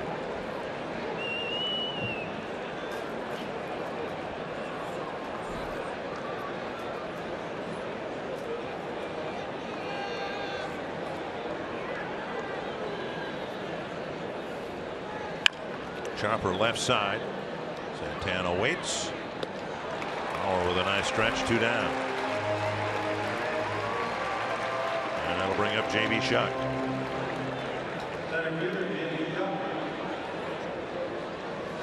Just looking at my records, this is the first time that a bot has worked back-to-back-to-back days this year.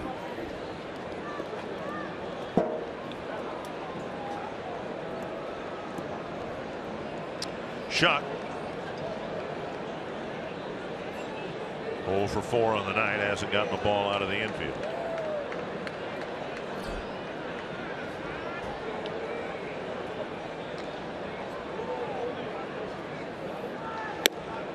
Missed inside, ball 1.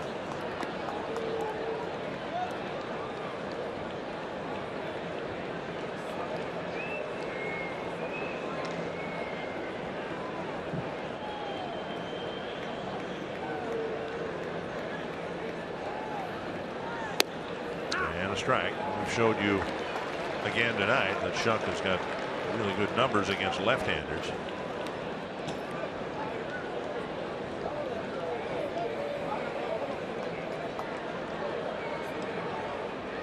Bod trying to keep this a 6-5 game.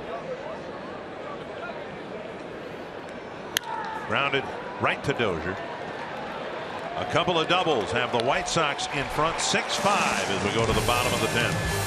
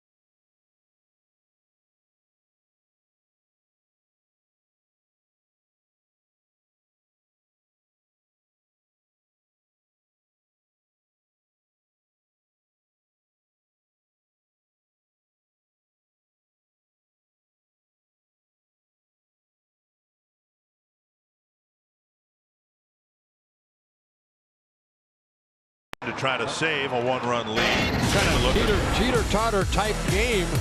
Twins were down 4-2. Escobar hitting a big 3-run home run in the 8th inning. Everything looked good for the Twins, but the White Sox came back against Brandon Kinsler. Navarro hitting a base hit that tied the game. We went extra innings. Back-to-back doubles. Navarro getting an RBI double. That scored Garcia from second base, who had doubled. And it's a 6-5 White Sox lead.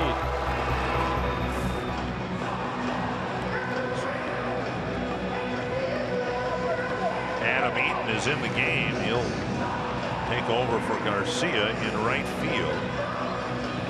And David Robertson will come in. He pitched in the 11th inning last night. Walked Kepler with 2 outs. And he'll face Suzuki, Escobar, and Polanco. At least they are the scheduled batters. Robertson, you saw 24 saves and 28 save opportunities, making his 42nd relief appearance. There isn't anybody on the Twins team that's had success against Robertson other than Kurt Suzuki. Suzuki is 4 for 9 against Robertson with 3 doubles and a walk. And it's Suzuki leading off the bottom of the 10th.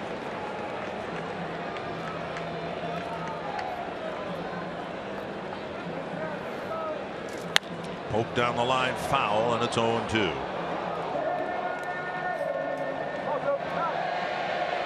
Robertson with that cut fastball, curveball, and a changeup.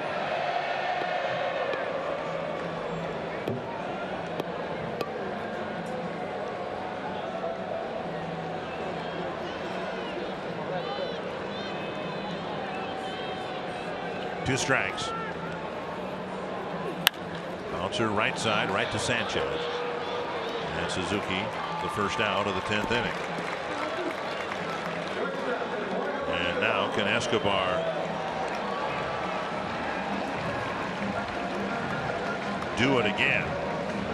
A triple would complete the cycle.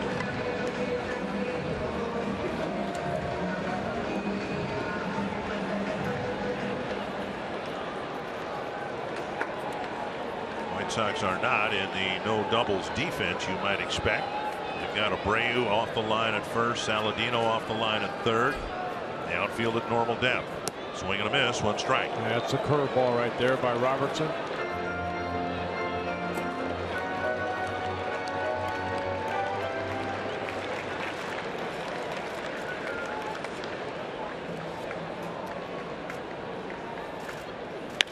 To center, short center. Back right behind the second base bag. It's Anderson with the catch, 2 down. That's that little cutter that got in on Escobar. And now Polanco. 2 hits tonight. Both singles.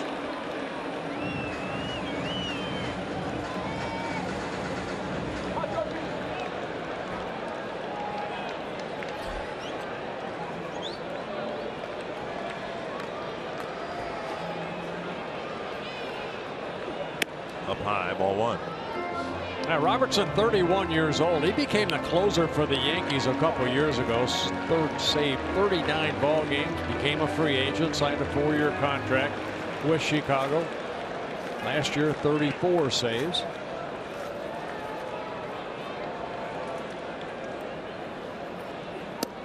And a strike, 1-1.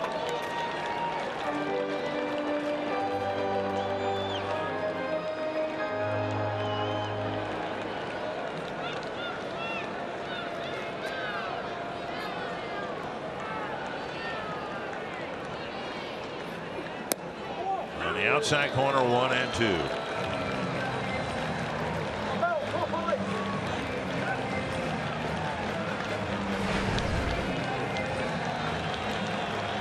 Twins down to their last strike. Polanco trying to keep the game alive for Danny Santana.